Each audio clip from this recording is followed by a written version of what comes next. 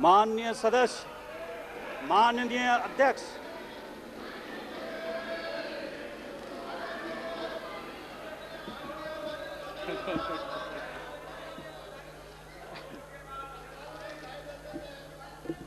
बैठ गया समय,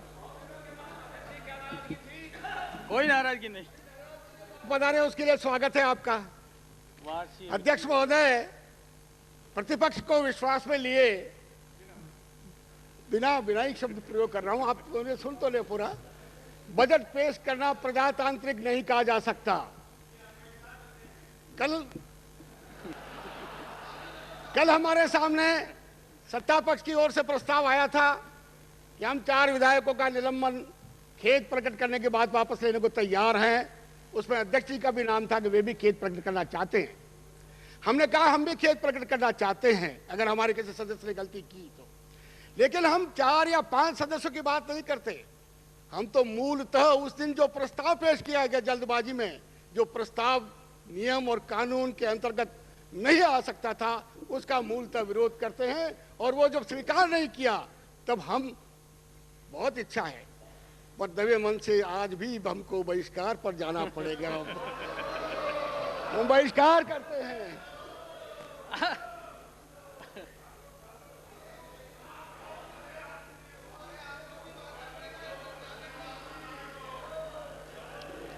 वार्षिक वित्तीय विवरण आय व्यय, माननीय बाबड़ा जी।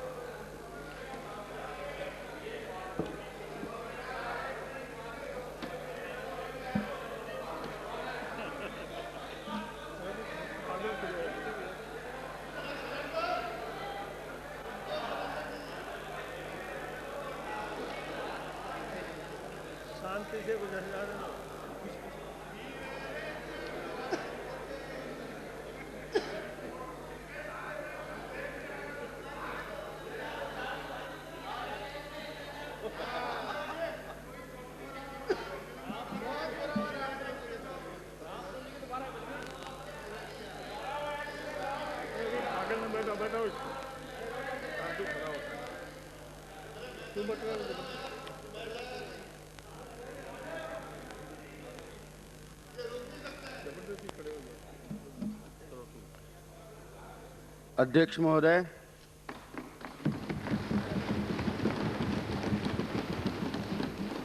आपकी अनुमति से मैं वित्तीय वर्ष 1996-97 के संशोधित अनुमान एवं 1997-98 के आय व्यय अनुमान प्रस्तुत कर रहा हूं। ये वर्ष देश की आज़ादी का स्वर्ण जयंती वर्ष है। वर्षों पहले हमने प्रदेश के आर्थिक, सामाजिक एवं सांस्कृतिक विकास के सपने देखे थे। आज़ादी मिलने के बाद प्रजातांत्रिक व्यवस्था के माध्यम से इन सपनों को पूरा करने का हमें अवसर मिला। आज़ादी के पहले राजस्थान की जो स्थिति थी उससे माननीय सदस्य परिचित हैं। प्रदेश में न कोई उद्योग धंधे थे, न ही किसी प्रकार का इंफ्रास्ट्रक्चर था। सिंचित क्षेत्र भी नगण्य था। बिजली, शिक्षा, चिकित्सा व सड़कों आदि की अच्छी व्यवस्था भी नहीं थी। आज राज्य की परिस्थितियां बदल चुकी है। अब राजस्थान की गिनती देश के तेजी से आगे बढ़ रहे राज्यों में होती है। प्रदेश के विकास में कई बाधाएं आई, लेकिन प्रदेश के उज्जवल भविष्य की उत्कट अभिलाषा मन में संजोए पूरे विश्वास एवं साहस से हम उन बाधाओं को पार करते रहे। हमने किसानों को उनकी जोत का हक दिया तथा क्रांतिकारी भूमि सुधारों को लागू किया। ये सदन भूमि सुधारों के लिए किए गए हमारे संघर्ष एवं निर्णयों का साक्षी है। माही, चंबल एवं इंदिरा गांधी नहर सरीखी बड़ी सिंचाई परियोजनाओं की हमने क्रियान्विति की। आर्थिक विकास का एक मजबूत ढांचा खड़ा किया। प्रदेश के सुदूर गांवों तक विद्युत तंत्र का विस्तार किया। हजारों की संख्या में शिक्षण संस्थाएं तथा चिकित्सालय खोले एवं हजारों गांवों को सड़कों से जोड़ा, राजस्थान के पक्ष को मजबूती से केंद्र के सामने रखा और प्रदेश को अपना हक दिलवाने का प्रयास किया। सदन के माध्यम से मैं उन सभी दिवंगत राजनेताओं तथा स्वतंत्रता सेनानियों को श्रद्धांजलि अर्पित करता हूं, जिनके नेतृत्व में हमने आज़ादी की लड़ाई लड़ी तथा विकास का पथ प्रशस्त किया। मैं इस समय इस सदन के उन सभी भूतपूर्व सदस्यों का भी स्मरण करना चाहूँगा, जिन्होंने समय समय पर इस सदन के माध्यम से अपने क्षेत्र की समस्याओं को उजागर किया तथा अपने सुझाव देकर प्रदेश के विकास में योगदान किया। सदन में सामंजस्य एवं सद्भावना की संस्कृति स्थापित करने में सभी विधानसभा अध्यक्षों का महत्वपूर्ण योगदान रहा है। मैं इस अवसर पर उनका भी स्मरण करना चाहूँगा। यह हमारा सौभाग्य है कि प्रदेश को प्रारंभ से ही सबल राजनीतिक नेतृत्व मिला और इस अवसर पर मैं भूतपूर्व मुख्यमंत्रियों स्वर्गीय श्री हीरालाल शास्त्री, श्री टीकाराम पालीवाल, श्री जयनारायण व्यास, श्री मोहनलाल सुखाड़िया, बरकतुल्ला खां एवं हरदेव जोशी का स्मरण एवं पूर्व मुख्यमंत्री श्री हीरालाल देवपुरा, श्री जगन्नाथ पहाड़िया एवं श्री शिवचंद माथुर का भी उल्लेख करना चाहूँगा।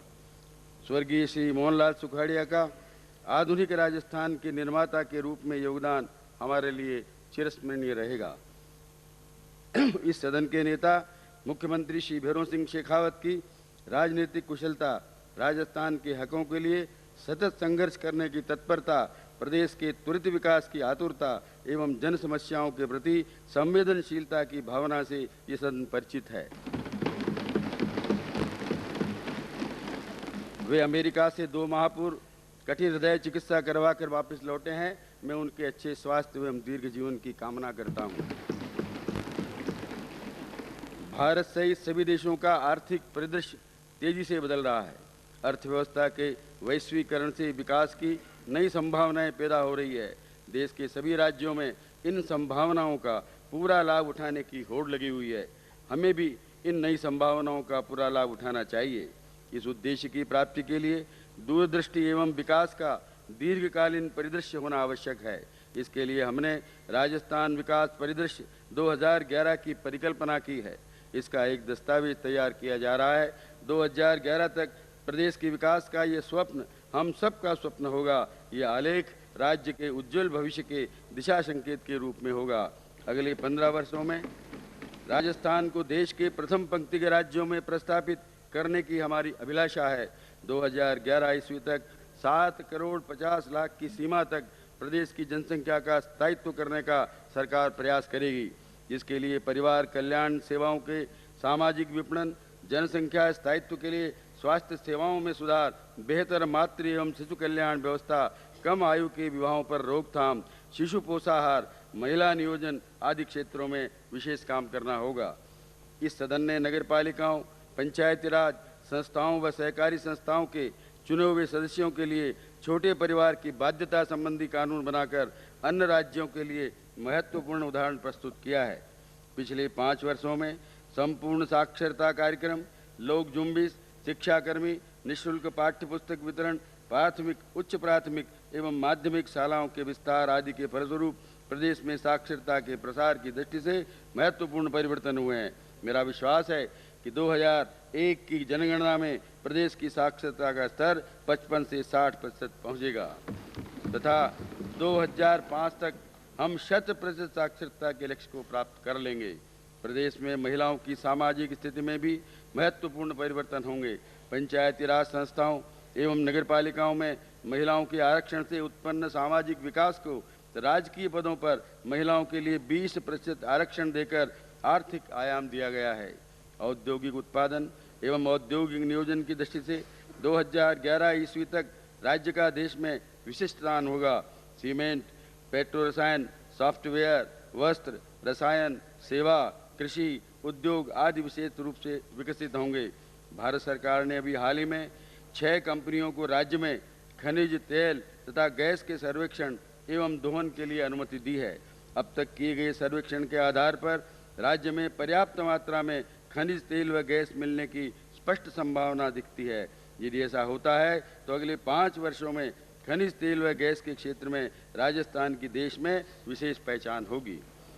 इन संभावनाओं को ध्यान में रखते हुए सरकार ने पृथक रूप से एक पेट्रोलियम निर्देशालय के गठन का निर्णय लिया है। राज्य में पानी की कमी है। विभिन्न कार्यों के लिए पानी की बढ़ती हुई आवश्यकताओं को देखते हुए जल का कुशल प्रबंध आवश्यक है। अतः जल का संरक्षण, नियंत्रित दोहन एवं कुशल उपयोग अगले वर्षों में हमारी नीति के प्रमुख बिंदु होंगे। इसके लिए सरकार द्वारा जल नीति बनाई जा रही है। 2011 ईस्वी तक प्रदेश में लगभग 2 करोड़ व्यक्ति नगरीय क्षेत्रों में निवास करेंगे। नगरों की बढ़ती आबादी को देखते हुए इनमें सामुदायिक सुविधाओं, परिवहन, आवास आदि की समुचित व्यवस्था आवश्यक है। राज्य के प्रमुख शहरों के विकास के लिए एशियाई विकास बैंक से सहायता प्राप्त करने हेतु एक परियोजना बनाई जा रही है। विभिन्न राज्य की सुविधाओं का पूरा प्रतिफल न ले पाने के कारण नगर पालिकाओं के साधन सीमित हो गए हैं। भविष्य की आवश्यकताओं को देखते हुए हमें उनके साधन बढ़ाने होंगे। निर्णयों में अधिक स्वायत्तता देनी होगी तथा उनके प्रबंध में कुशलता लानी होगी।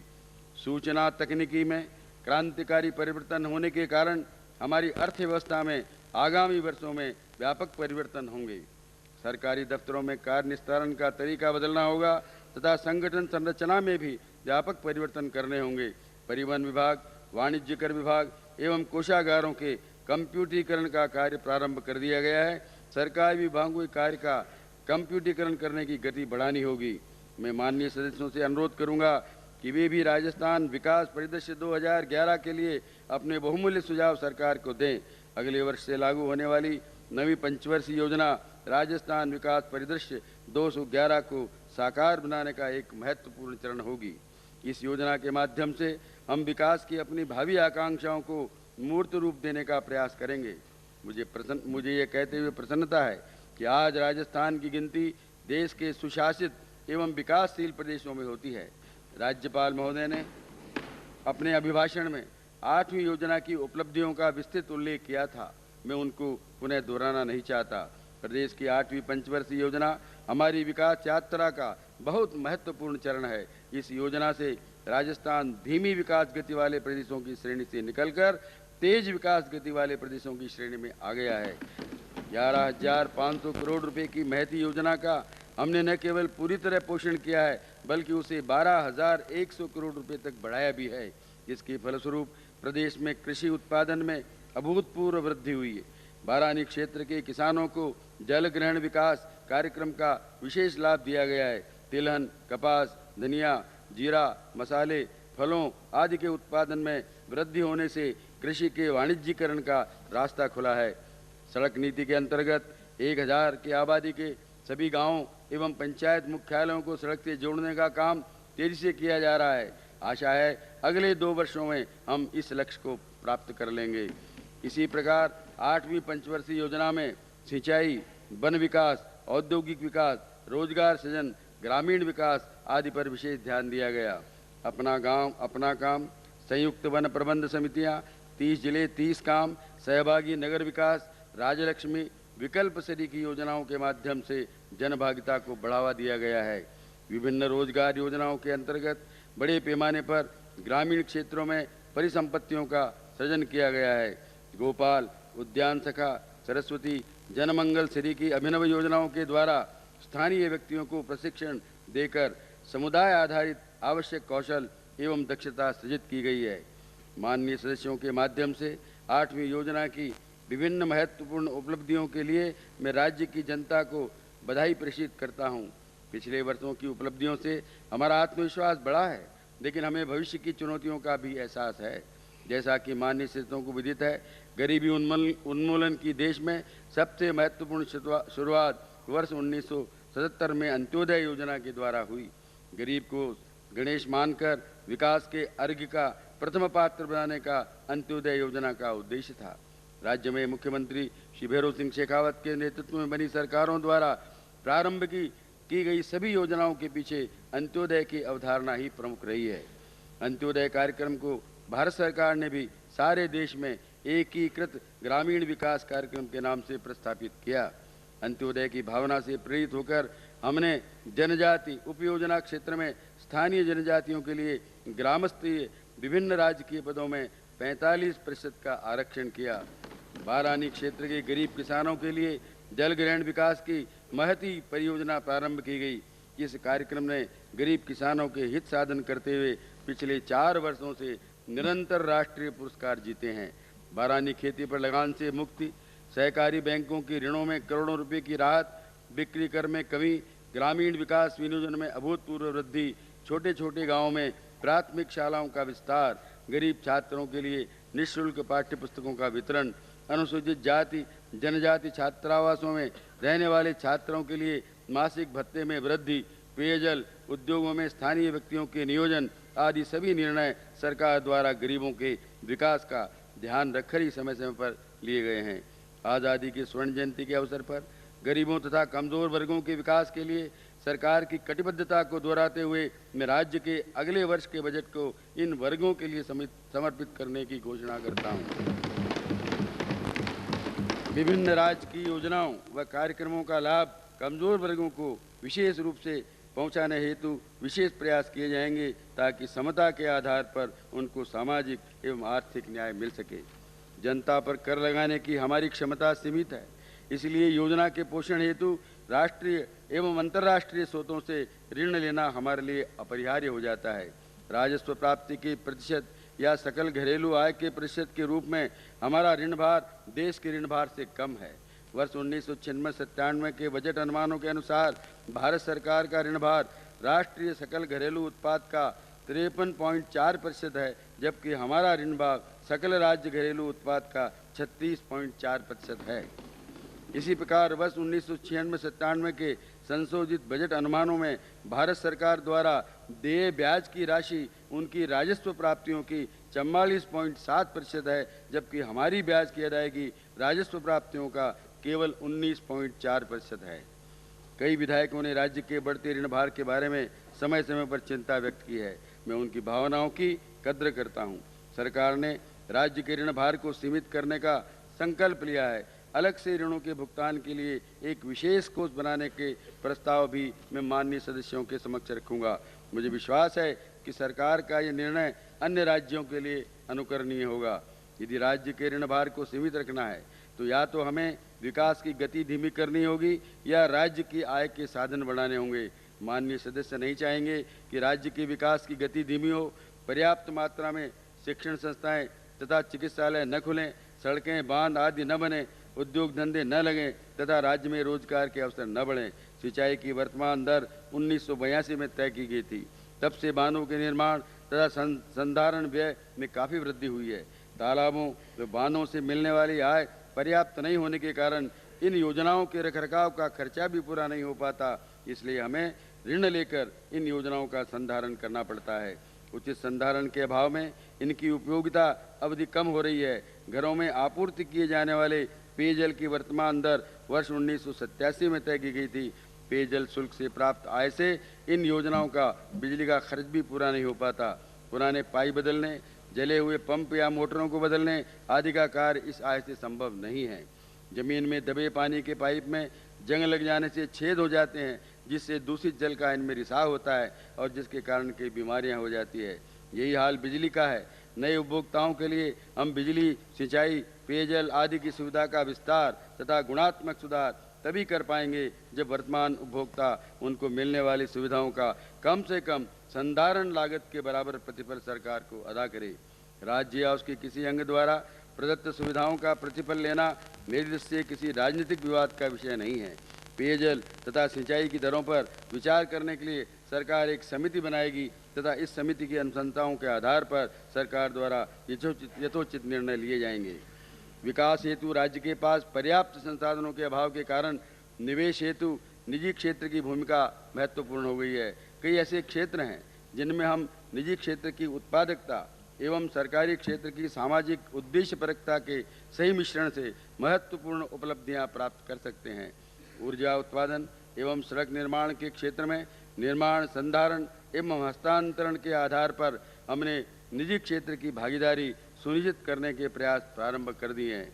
चिकित्सा सुविधाओं के विस्तार हेतु निजी क्षेत्र की भागीदारी के लिए सरकार ने एक नीति लागू की है। ऐसी ही एक नीति शिक्षण संस्थाओं के लिए बनाई जा रही है, जिसे अगले शिक्षा सत्र में लागू किया जाएगा। नवीं पंचवर्षीय योजना, राष्ट्र की नवीं पंचवर्षीय योजना का अप्रोच पेपर अभी भारत सरकार के स्तर पर विचाराधीन है। इस पर यद्यपि राष्ट्रीय विकास परिषद में चर्चा हो चुकी है, परंतु इसे अंतिम रूप दिया जाना अभी बाकी है।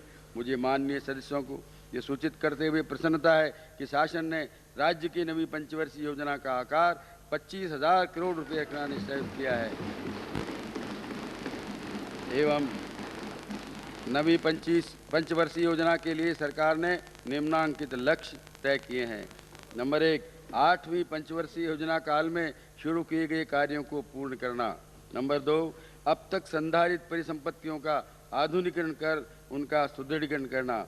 समाज के पिछड़े वर्ग को ऊपर उठाना। सेवा क्षेत्र में निजी क्षेत्र की भागीदारी को बढ़ावा देना। राज्य के सीमित जल संसाधनों का कुशलतम उपयोग। अधिक रोजगार प्रदान करने वाले क्षेत्रों जैसे कृषि, लघु सिंचाई योजनाएं, पशुधन विकास, पर्यटन, खनिज, हस्तशिल्प एवं लघु उद्योग आदि को विकसित करना। 7, शिक्षा, पेयजल, स्वास्थ्य एवं रोजगार क्षेत्रों पर अधिक ध्यान देना। 8, आर्थिक विकास हेतु इंफ्रास्ट्रक्चर का विकास। 9, मानव संसाधन तथा तकनीकी दक्षता का विकास। 10, निर्यात प्रोत्साहन। वार्षिक योजना। आगामी वर्ष की वार्षिक योजना का आकार 3,500 करोड़ रुपए रखा गया है। चालू वर्ष की योजना का काफ़ी व्यय गैर आयोजना मदों में स्थानांतरित हो जाने से नए निवेश की संभावनाएं बढ़ी है। राज्य की आर्थिक स्थिति बहुत कुछ वर्षा पर निर्भर करती है, फिर भी 8वीं पंचवर्षीय योजना काल में किए गए अधिक निवेश के आशातीत परिणाम आने लगे हैं।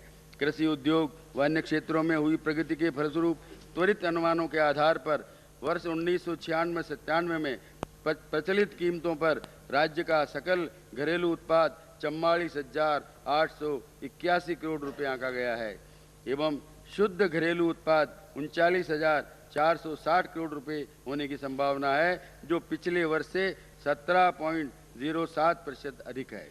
इस वर्ष प्रचलित कीमतों पर प्रति व्यक्ति आय 7,992 रुपये आंकी गई है, जो पिछले वर्ष की तुलना में 14.86% अधिक है।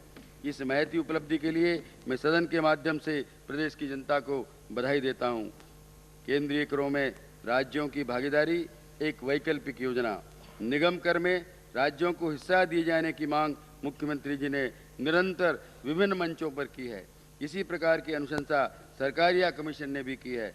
10वें वित्त आयोग द्वारा केंद्र व राज्यों के बीच भागीदारी प्रणाली के संबंध में एक वैकल्पिक योजना सुझाई गई।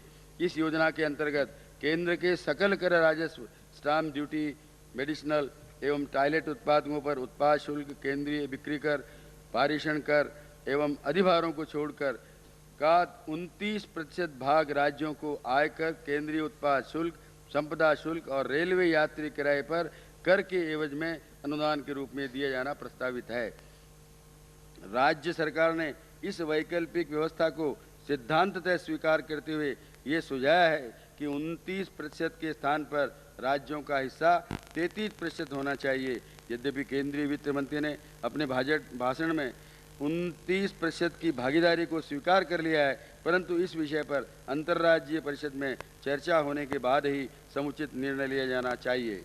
इस वैकल्पिक व्यवस्था के अपनाए जाने से एक ओर जहां राज्यों को विभिन्न केंद्रीय करों में उछाल का लाभ मिलेगा, वहीं दूसरी ओर केंद्र को कर ढांचे को सुसंगत बनाने की छूट मिल सकेगी। राज्य वित्त आयोग। राजस्थान उन गिने चुने राज्यों में से है जिसने राज्य वित्त आयोग की स्थापना में पहल की और उसके अनुशंसा के अनुसार पिछले वर्ष पंचायती राज संस्थाओं और नगरीय स्थानीय निकायों को अनुदान दिया है। उसी क्रम में वर्ष 1997-98 के लिए पंचायती राज संस्थाओं को 59 करोड़ 50 लाख रुपए एवं नगरीय स्थानीय निकायों को 17 करोड़ 15 लाख रुपए दिए जाना प्रस्तावित है। बाह्य सहायता प्राप्त परियोजनाएं। विकास कार्यों के लिए वित्तीय साधनों को जुटाने में विदेशी सहायता का महत्वपूर्ण योगदान है। 7वीं योजना में कुल 98 करोड़ रुपए की बाह्य सहायता प्राप्त हुई थी। इसकी तुलना में 8वीं योजना में लगभग 1050 करोड़ रुपयों की विदेशी सहायता प्राप्त की गई। ये अपने आप में एक बड़ा कीर्तिमान है। ये सहायता मुख्यतया सड़क निर्माण, कृषि, तकनीकी शिक्षा, प्राथमिक शिक्षा, वन विकास, चिकित्सा एवं स्वास्थ्य आदि क्षेत्रों में ली गई। राज्य के विकास के लिए नवी योजना में लगभग 4000 करोड़ रुपए की सहायता उपलब्ध होने का अनुमान है। प्राथमिक एवं माध्यमिक शिक्षा। शिक्षा की दृष्टि से राज्य के पिछड़ेपन को देखते हुए राज्य सरकार ने शिक्षा के विनियोजन में निरंतर वृद्धि की है। अगले वर्ष के योजना बजट में शिक्षा पर 216 करोड़ 85 लाख रुपए व्यय किए जाने का प्रस्ताव है। शिक्षा विभाग में 8वीं योजना में प्रारंभ किए गए नए कार्यों को चालू रखने पर आगामी वर्ष 229 करोड़ रुपया 79 लाख रुपए अतिरिक्त व्यय होंगे, जिसका प्रावधान गैर आयोजना मद में रखा गया है। आगामी वर्ष में 500 नवीन प्राथमिक विद्यालय खोले जाएंगे। 400 प्राथमिक विद्यालयों को उच्च प्राथमिक स्तर में क्रमोन्नत किया जाएगा। 178 उच्च प्राथमिक विद्यालयों को माध्यमिक स्तर में क्रमोन्नत किया जाएगा। इसके अतिरिक्त 100 माध्यमिक विद्यालयों को उच्च माध्यमिक स्तर में क्रमोन्नत किया जाएगा। उक्त विद्यालयों को खोले जाने एवं क्रमोन्नत करने पर लगभग 13 करोड़ 66 लाख रुपए का व्यय किए जाने का प्रस्ताव है।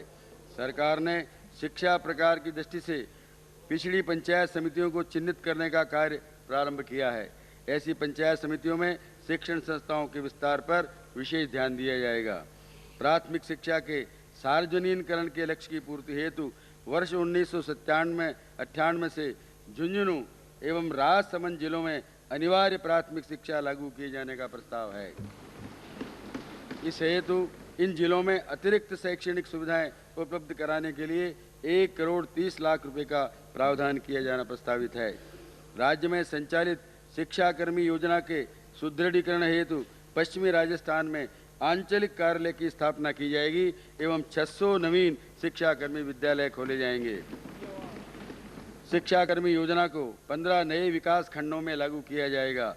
इसी प्रकार लोक जुम्बिश परियोजना का 17 नए विकास खंडों में विस्तार किया जाएगा।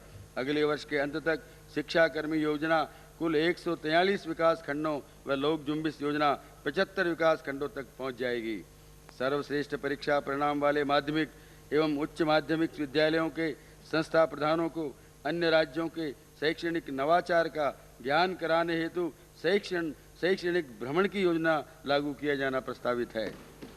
मुझे सदन को ये बताते हुए प्रसन्नता है कि पूर्व घोषणा के अनुसार राज्य के सभी जिलों में संपूर्ण साक्षरता कार्यक्रम लागू कर दिया गया है। इनमें से 7 जिलों में उत्तर साक्षरता कार्यक्रम चल रहा है। बालिका शिक्षा को प्रोत्साहन देने के लिए 25 जिला मुख्यालयों पर बालिका छात्रावासों का निर्माण कराया जाएगा तथा 6 संभागीय मुख्यालयों पर निर्माणाधीन छात्रावासों को आगामी सत्र में प्रारंभ किया जाएगा। इन पर 1997-98 में लगभग 2 करोड़ 62 लाख रुपए व्यय होने का अनुमान है। माध्यमिक शिक्षा बोर्ड की 10वीं कक्षा की परीक्षा में 75% या इससे अधिक अंक प्राप्त करने वाली प्रत्येक बालिका को 1000 रुपये की प्रोत्साहन राशि प्रतिवर्ष 2 वर्षों के लिए दी जाएगी। प्राथमिक, उच्च प्राथमिक एवं माध्यमिक विद्यालयों में पेयजल की व्यवस्था तथा बालिकाओं के लिए पृथक से शौचालयों के निर्माण कराए जाने पर 8 करोड़ 50 लाख रुपए व्यय करने का अनुमान है। ग्रामीण क्षेत्र की पढ़ी लिखी महिलाओं द्वारा अपने आंगन में शाला चलाने के उद्देश्य से सरस्वती योजना संचालित है। इसका अच्छा लाभ हुआ है। अगले वर्ष 500 नवीन सरस्वती शालाएं चालू करने का प्रस्ताव है, जिस पर 50 लाख रुपए व्यय होंगे। उच्च शिक्षा, आगामी वर्ष नागौर में महिला महाविद्यालय एवं मालपुरा तथा सागवाड़ा में सह शिक्षा महाविद्यालय प्रारंभ किया जाना प्रस्तावित है। मोहनलाल सुखाड़िया विश्वविद्यालय उदयपुर में आगामी वर्ष बायोटेक्नोलॉजी में स्नातकोत्तर पाठ्यक्रम प्रारंभ करने का प्रस्ताव है। तकनीकी शिक्षा, राज्य के 21 औद्योगिक प्रशिक्षण संस्थाओं में उपकरणों की व्यवस्था करने हेतु एवं नए पॉलिटेक्निक तथा औद्योगिक प्रशिक्षण संस्थान प्रारंभ करने पर अगले वर्ष 10 करोड़ रुपए का व्यय होने का अनुमान है। अगले वर्ष 1 पॉलिटेक्निक तथा 3 नए औद्योगिक प्रशिक्षण संस्थान खोले जाएंगे तथा 4 लघु औद्योगिक प्रशिक्षण संस्थानों को क्रमान्वित किया जाएगा। इसके अतिरिक्त खैरवाड़ा, सागवाड़ा, नाथद्वारा, सिरोही व टोंक में औद्योगिक प्रशिक्षण संस्थानों के भवन निर्माण का प्रस्ताव है। विद्युत, राज्य में बिजली की कमी को पूरा करने हेतु सरकार निरंतर प्रयत्नशील है। पड़ोसी राज्यों से महंगी दरों पर बिजली खरीदकर किसानों को अधिक समय तक बिजली दी जा रही है। कोटा तापी यंत्र की 5वीं इकाई के खराब होने तथा उत्तरी ग्रिड में अंता, दादरी आदि कई संयंत्रों में कोयले व गैस की कमी व तकनीकी खराबी के कारण बिजली का कम उत्पादन होने से विद्युत आपूर्ति में विशेष कठिनाई हुई। रावत भाटा स्थित राजस्थान अणुशक्ति परियोजनाएं लंबे समय से बंद है। कोटा की 5वीं इकाई अब चालू हो गई है। गैस भी पूरी मिलने लगी है। दोनों अणुशक्ति इकाइयों का पुनः चलना अगले एक वर्ष में संभावित है। इससे निकट भविष्य में विद्युत आपूर्ति में सुधार होगा। विद्युत उत्पादन की क्षमता को बढ़ाने के लिए सूरतगढ़ तापीय परियोजना की 250 मेगावाट की प्रथम इकाई का कार्य तेज गति से चल रहा है। इस इकाई को अगले नवंबर में चालू करने का लक्ष्य रखा गया है। प्रसारण क्षेत्र में 220 केवी का एक सब स्टेशन बीकानेर में माह नवंबर 1996 में चालू कर दिया गया है, जिससे उस क्षेत्र में बिजली की स्थिति में काफ़ी सुधार हुआ है। साथ ही कांकरोली, नागौर एवं हनुमानगढ़ में भी 220 केवी के सब स्टेशन स्थापित करने का कार्य प्रगति पर है। खींवसर का सब स्टेशन दिसंबर 1996 में आरंभ कर दिया गया है। इसी प्रकार 132 केवी के लालगढ़ कैंट, धोरीमन्ना, सायला, रामपुरा डाबरी, सावा, नावा सिटी व पुंगल रोड सब स्टेशनों का कार्य प्रगति पर है। इसके चालू होने पर प्रसारण प्रणाली और सुदृढ़ होगी। विद्युत की उपलब्धता और आपूर्ति के अंतर को पाटने के लिए सरकार ने गत 3 वर्षों में काफ़ी प्रयास किए हैं, जिनके सार्थक परिणाम सामने आ रहे हैं। अंतर्राष्ट्रीय प्रतिस्पर्धा निविदा प्रणाली के आधार पर विद्युत मंडल ने विभिन्न कंपनियों के साथ द्रव ईंधन के 2646 मेगावाट विद्युत क्रय के अनुबंध किए हैं। केंद्र सरकार ने 1415 मेगावाट विद्युत गृहों के लिए तरल ईंधन का आवंटन कर दिया है। इसमें राज्य का देश में दूसरा स्थान है। हमने विभिन्न निवेशकों के लिए ईंधन के आवंटन के प्रस्ताव केंद्र सरकार को भिजवा दिए हैं। लिग्नाइट आधारित ताप विद्युत गृह के लिए 2x250 मेगावाट बरसिंगसर परियोजना के लिए मैसर्स हिंदुस्तान विद्युत कॉरपोरेशन के साथ 16 दिसंबर 1996 को विद्युत क्रय अनुबंध किया गया है। 2x300 मेगावाट की जालीपा व 2x300 मेगावाट की कपूर्टी योजना के लिए मैसर्स वेस्ट पावर का चयन किया गया है। आरपीजी एंटरप्राइजेस के साथ 788.5 मेगावाट के नेफ्ता आधारित विद्युत गृह से विद्युत क्रय का अनुबंध 19 अगस्त 1996 को किया गया था तथा इस संयंत्र की आधारशिला 5 मार्च 1997 को रखी गई है। 2x250 मेगावाट सूरतगढ़ द्वितीय चरण के लिए संशोधित मूल्य निविदाएं मांगी गई थी, जिनका आकलन किया जा रहा है। विद्युत मंडल की कार्यकुशलता में सुधार के लिए मंडल को कंपनीज एक्ट के तहत एक निगम बनाने का प्रस्ताव है। इसके अतिरिक्त एक स्वतंत्र राज्य विद्युत नियंत्रक आयोग भी बनाया जाएगा। राज्य विद्युत मंडल के लिए आगामी वर्ष 1997-98 के लिए 767 करोड़ 19 लाख रुपए का प्रावधान किया गया है। इसमें 220 केवी के 3 सब स्टेशन एवं 132 केवी के 8 सब स्टेशन लगाए जाना प्रस्तावित है। उप प्रसारण क्षेत्र में 33 केवी की 500 किलोमीटर लाइनों को पूरा करने का लक्ष्य रखा गया है। ग्रामीण विद्युतीकरण के अंतर्गत 700 ग्रामों का विद्युत मंडल एवं 500 ग्रामों का रेडा के माध्यम से विद्युतीकरण का एवं 20,000 कुओं की विद्युतीकरण का लक्ष्य रखा गया है। कृषि बूंद बूंद सिंचाई पद्धति से आगामी वर्ष में 1500 हेक्टेयर क्षेत्र तथा फव्वारा सिंचाई पद्धति से 50,000 हेक्टेयर भूमि तथा 21,000 किसानों को लाभान्वित किया जाएगा। 20 लाख मीटर सिंचाई पाइपलाइन हेतु 20,000 किसानों को सहायता दी जाएगी ताकि सतह पर की जाने वाली सिंचाई में जल के रिसाव का अपव्यय रोका जा सके। इन कार्यों हेतु किसानों को 40 करोड़ रुपए का अनुदान दिया जाएगा।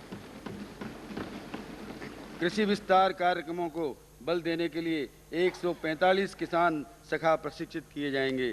कृषि सेवा केंद्रों के निर्माण, किसान सखा प्रशिक्षण एवं अन्य नवीन विस्तार गतिविधियों पर 1 करोड़ 50 लाख रुपए का व्यय करने का अनुमान है। प्रामाणिक बीजों की बेहतर उपलब्धि के लिए 500 गांवों में खुदरा बीज विक्रय केंद्र खोले जाएंगे। राज्य में समस्याग्रस्त भूमि को कृषि योग्य भूमि बनाने के लिए नवी पंचवर्षीय योजना में एक नया कार्यक्रम हाथ में लिया जाएगा। इसके लिए अगले वर्ष 1 करोड़ रुपए का प्रावधान किया गया है। पर्यटक केंद्र होने के साथ साथ पुष्कर हमारी आस्था का केंद्र भी है। वर्षों से पुष्कर सरोवर में जमी मिट्टी निकालकर सरोवर को गहरा करने का विशेष प्रयास पिछले वर्ष सरकार व नागरिकों के सहयोग से किया गया। इस क्षेत्र में जल ग्रहण विकास कार्य हेतु कनाडा सरकार की सहायता से एक नई परियोजना पर कार्य अगले वर्ष प्रारंभ कर दिया जाएगा। बारानी क्षेत्रों में जल ग्रहण विकास कार्यक्रम पर अगले वर्ष 115 करोड़ रुपए व्यय करने का प्रस्ताव है। कृषि विपणन मंडल के माध्यम से किन्नू, संतरे आदि कृषि जिंसों के निर्यात का कार्य पिछले वर्ष प्रारंभ किया गया था।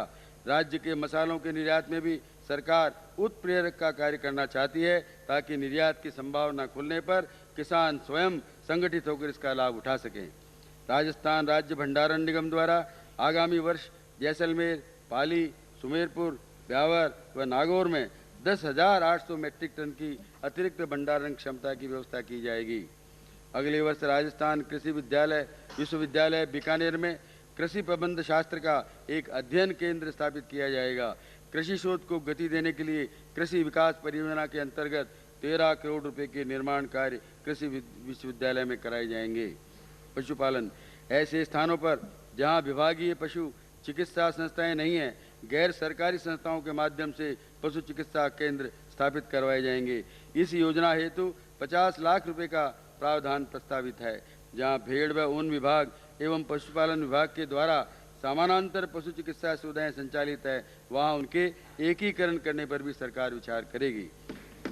गौशालाओं को उन्नत नस्ल के दुधारू पशुओं के प्रजनन केंद्र बनाने के लिए कामधेनु नाम से एक नई योजना प्रारंभ की जाएगी। कृषि विकास केंद्र तथा सक्षम स्वयंसेवी संस्थाएं भी इसका लाभ उठा सकेंगी। द्वितीय चरण में आवश्यकता पड़ने पर चयनित निजी पशुपालकों को भी इस योजना के अंतर्गत लिया जाएगा। इसके लिए अगले वर्ष की योजना में 50 लाख रुपए का प्रावधान किया गया है। सहकारिता, प्रदेश में पिछले कुछ वर्षों में सहकारी समितियों के व्यवसाय में वृद्धि होने के कारण उन्होंने किसानों तथा उपभोक्ताओं की विशेष सेवा की है। इस वर्ष सहकारी संस्थाओं के द्वारा अब तक 501 करोड़ रुपए की फसली ऋण, 50 करोड़ रुपए के मध्यकालीन ऋण तथा 150 करोड़ रुपए के दीर्घकालीन ऋण किसानों को दिए हैं। सिंचाई एवं बाढ़ नियंत्रण, वर्ष 1997-98 में सिंचाई एवं बाढ़ नियंत्रण हेतु इंदिरा गांधी नहर परियोजना एवं सिंचित क्षेत्र विकास के क्षेत्रों को छोड़कर 267 करोड़ 94 लाख रुपए का प्रावधान प्रस्तावित है। इससे आगामी वर्ष में लगभग 16,000 हेक्टेयर क्षेत्र में सिंचाई क्षमता सृजित किए जाने का लक्ष्य है। नाबार्ड के ग्रामीण आर्थिक संसाधन विकास कोष से लघु एवं मध्यम सिंचाई योजनाओं के निर्माण पर आगामी वर्ष में 40 करोड़ 85 लाख रुपए खर्च करना प्रस्तावित है। भारत सरकार के त्वरित सिंचाई लाभ कार्यक्रम के अंतर्गत राज्य को इस वर्ष 5 करोड़ रुपए प्राप्त हुए। अगले वर्ष इस कार्यक्रम में 40 करोड़ रुपए प्राप्त करने का प्रयत्न किया जाएगा। इसमें इंदिरा गांधी नहर परियोजना हेतु इस कार्यक्रम के अंतर्गत प्राप्त होने वाली राशि भी शामिल है। इंदिरा गांधी नहर परियोजना, इंदिरा गांधी नहर परियोजना के लिए इस वर्ष 1997-98 में 145 करोड़ रुपए का प्रावधान रखा गया है। इसमें 80 करोड़ रुपए की केंद्रीय सहायता भी शामिल है। अगले वर्ष 50,000 हेक्टेयर नए क्षेत्र में वितरण नहरें बनाकर 40,000 हेक्टेयर अतिरिक्त सिंचाई क्षमता अर्जित करने का कार्यक्रम है। सिंचित क्षेत्र विकास, इंदिरा गांधी नहर परियोजना में सिंचित क्षेत्र विकास हेतु अगले वर्ष 80 करोड़ रुपए का प्रावधान रखा गया है। इससे 60,000 हेक्टेयर क्षेत्र में भूमि विकास कार्य, 60 किलोमीटर सड़कों एवं 25 डिग्गियों का निर्माण किया जाएगा। इसके अतिरिक्त 9,500 रनिंग किलोमीटर में नहरों के किनारे वृक्षारोपण, 6,000 हेक्टेयर में टिब्बा स्थिरीकरण व अन्य वृक्षारोपण के कार्य भी करवाए जाएंगे। चंबल परियोजना क्षेत्र में 2,500 हेक्टेयर भूमि में भूमि विकास कार्य तथा 250 किलोमीटर नहरों एवं वितरिकाओं की मरम्मत करवाया जाना प्रस्तावित है। माही परियोजना के अंतर्गत सिंचित क्षेत्र विकास हेतु आगामी वर्ष में 1500 हेक्टेयर क्षेत्र में कच्चे धोरों का निर्माण किया जाना प्रस्तावित है। इंदिरा गांधी नहर परियोजना क्षेत्र में सेम की समस्या के समाधान हेतु एक बहुआयामी एवं विस्तृत योजना प्रारंभ की गई है, जिसके अंतर्गत 120 नलकूपों का निर्माण कार्य प्रगति पर है। आगामी वर्ष में इस कार्य हेतु 80 अतिरिक्त नलकूपों के निर्माण का भी प्रस्ताव है। सड़क निर्माण, इस वर्ष 4,000 किलोमीटर नवीन सड़कों का निर्माण किया गया था। 1,200 गाँवों को सड़कों से जोड़ा गया, जिनमें 805 पंचायत मुख्यालय है। अगले वर्ष 4,200 किलोमीटर नवीन सड़कें बनाने व 1,300 गाँवों को सड़कों से जोड़ने का लक्ष्य रखा गया है। मुझे माननीय सदस्यों को ये बताते हुए प्रसन्नता है कि अगले वर्ष सभी पंचायत मुख्यालय एवं संबल गांव सड़कों से जुड़ जाएंगे। आस्तियों का आधुनिकीकरण। गत वर्षों में योजनागत विकास के फलस्वरूप काफ़ी संख्या में विभिन्न कार्य जैसे सिंचाई हेतु बांध, सड़कें, अस्पताल व स्कूल आदि के भवन निर्माण कार्य करवाए गए। चूँकि वर्षों में इन आस्तियों के आवश्यकता अनुसार सुधार हेतु समुचित ध्यान नहीं दिया जा सका, अब मैं उन आस्तियों के आधुनिकीकरण, तकनीकी उच्चीकरण एवं सुदृढ़ीकरण के लिए योजनांतर्गत एक नए मद के तहत 61 करोड़ रुपए का प्रावधान प्रस्तावित कर रहा हूं, ताकि इन आस्तियों को लंबे अरसे तक तकनीकी दृष्टि से सुधार कर उपयोगी बनाया जा सके। विशिष्ट योजनाएं एवं ग्रामीण विकास। आगामी वर्ष केंद्र प्रवर्तित तथा ग्रामीण विकास योजनाओं पर 800 करोड़ रुपए का व्यय प्रस्तावित है। अगले वर्ष गरीबी रेखा से नीचे जीवन यापन कर रहे लोगों के चयन हेतु नवीन सर्वेक्षण कराया जाएगा। ग्रामीण विकास से संबंधित विभिन्न योजनाओं की समीक्षा कर उनमें आवश्यक सुधार किए जाएंगे। आधारभूत ढांचे के विकास, समूह ऋण, कच्चे माल की आपूर्ति, विपणन दक्षता सुधार आदि पर ध्यान दिया जाएगा। जवाहर रोजगार योजना, आश्वासित रोजगार योजना, 30 जिला 30 काम योजना, निर्बंध राशि योजना, अपना गांव अपना काम योजना और ग्रामीण विकास केंद्र योजना आदि रोजगारक परक योजनाओं के माध्यम से गांव के आधारभूत ढांचे के विकास पर विशेष बल दिया जाएगा। पक्के निर्माण कार्यों में सामग्री हेतु राशि का पर्याप्त अनुपात नहीं होने के कारण ऐसे निर्माण कार्यों में कई कठिनाइयां उत्पन्न होती है। अतः सरकार ने निर्णय लिया है कि पक्के कार्यों को भविष्य में सामग्री एवं श्रम के 50-50 अनुपात से स्वीकृत किए जाएंगे। पिछड़े क्षेत्रों के लिए कई विकास कार्यक्रम चलाए जा रहे हैं। डांग क्षेत्र विकास योजना, मेवास क्षेत्र विकास योजना एवं सीमा क्षेत्र विकास कार्यक्रम के अलावा पिछड़े विकास खंडों को चिन्हित कर उनके विकास हेतु एक कार्यक्रम योजना आयोग को भेजा गया है। इन कार्यक्रमों के माध्यम से पिछड़े क्षेत्रों को अन्य क्षेत्रों के समकक्ष लाने का प्रयास किया जा रहा है। ग्रामीण विकास केंद्रों के नियोजित विकास पर अगले वर्ष 9 करोड़ रुपए का व्यय किया जाएगा।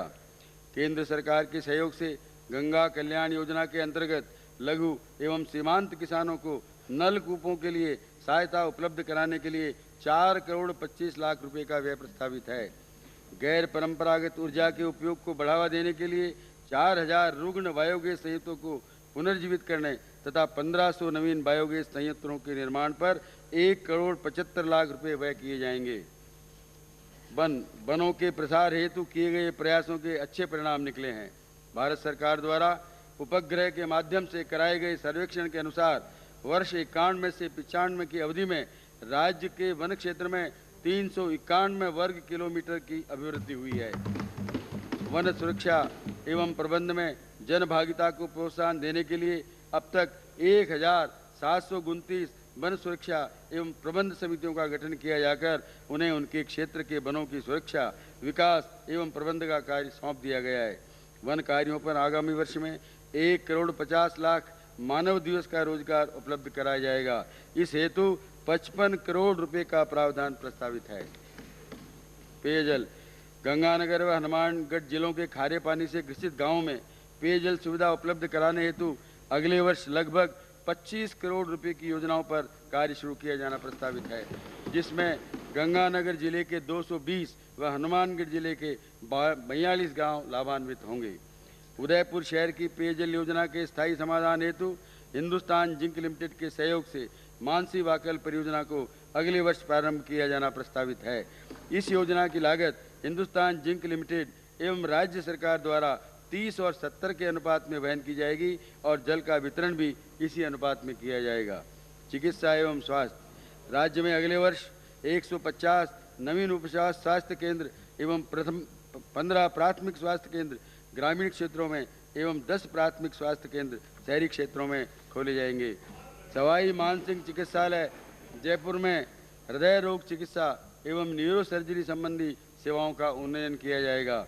अजमेर स्थित जवाहरलाल नेहरू आयुर्विज्ञान महाविद्यालय से संबद्ध चिकित्सालय में अगले वर्ष CT स्कैन की सुविधा उपलब्ध करवाया जाना प्रस्तावित है।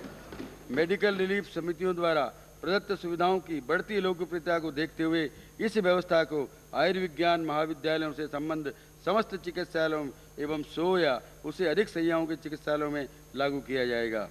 राज्य में क्षय नियंत्रण कार्यक्रम के अंतर्गत प्रत्येक पंचायत समिति में माह में 2 बार शिविरों का आयोजन कर क्षय रोगियों की खोज एवं उपचार का एक व्यापक कार्यक्रम लागू किया जाएगा। इस कार्यक्रम हेतु राज्य के वर्तमान अंशदान को 1,70,00,000 रुपये से बढ़ाकर आगामी वर्ष में 3,33,00,000 रुपये किए जाना प्रस्तावित है। इनमें से 40 लाख रुपये जनजाति उप योजना क्षेत्र में व्यय होंगे। राज्य के प्रत्येक जिले की एक पंचायत समिति में मोतियाबिंद के सभी लंबित प्रकरणों में ऑपरेशन कर मोतियाबिंद रहित बनाने हेतु व्यापक कार्यक्रम हाथ में लिया जाएगा। राज्य में निजी निदान केंद्रों एवं चिकित्सालयों के नियमित संचालन व नियंत्रण हेतु कानून बनाया जा रहा है, जिससे निजी संस्थानों की नियमित रूप से बढ़ोतरी हो सके, जनजीवन की क्षति नहीं हो एवं समय पर रोगों के उपचार हेतु सुविधा मिलना संभव हो सके।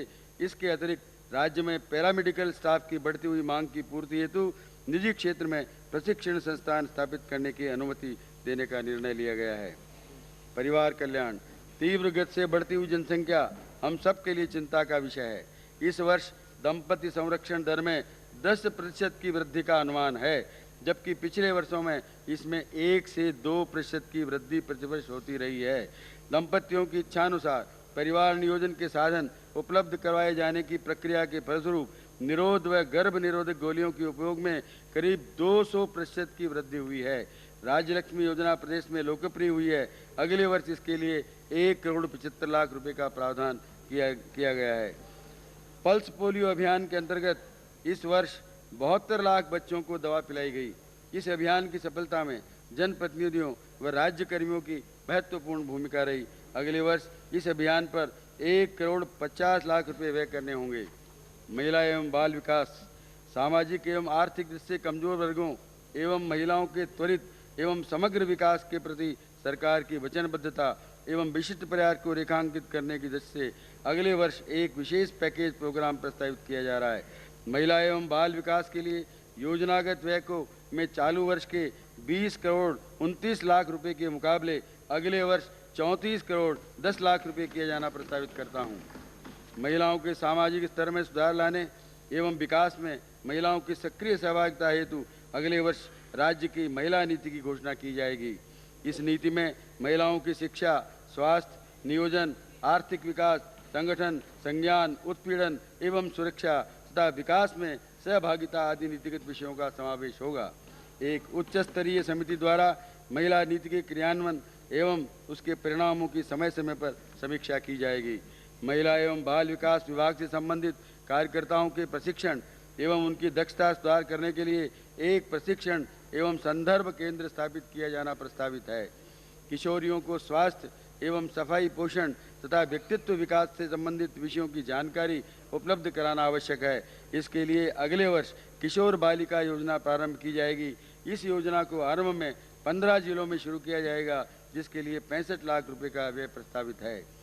महिलाओं के आर्थिक संबल के लिए ऐसे 1000 स्वयं सहायता समूह जो 2 वर्ष से अधिक समय से कार्यरत है को मैचिंग आधार पर अधिकतम 5,000 रुपये प्रति समूह तक की सहायता दी जाएगी।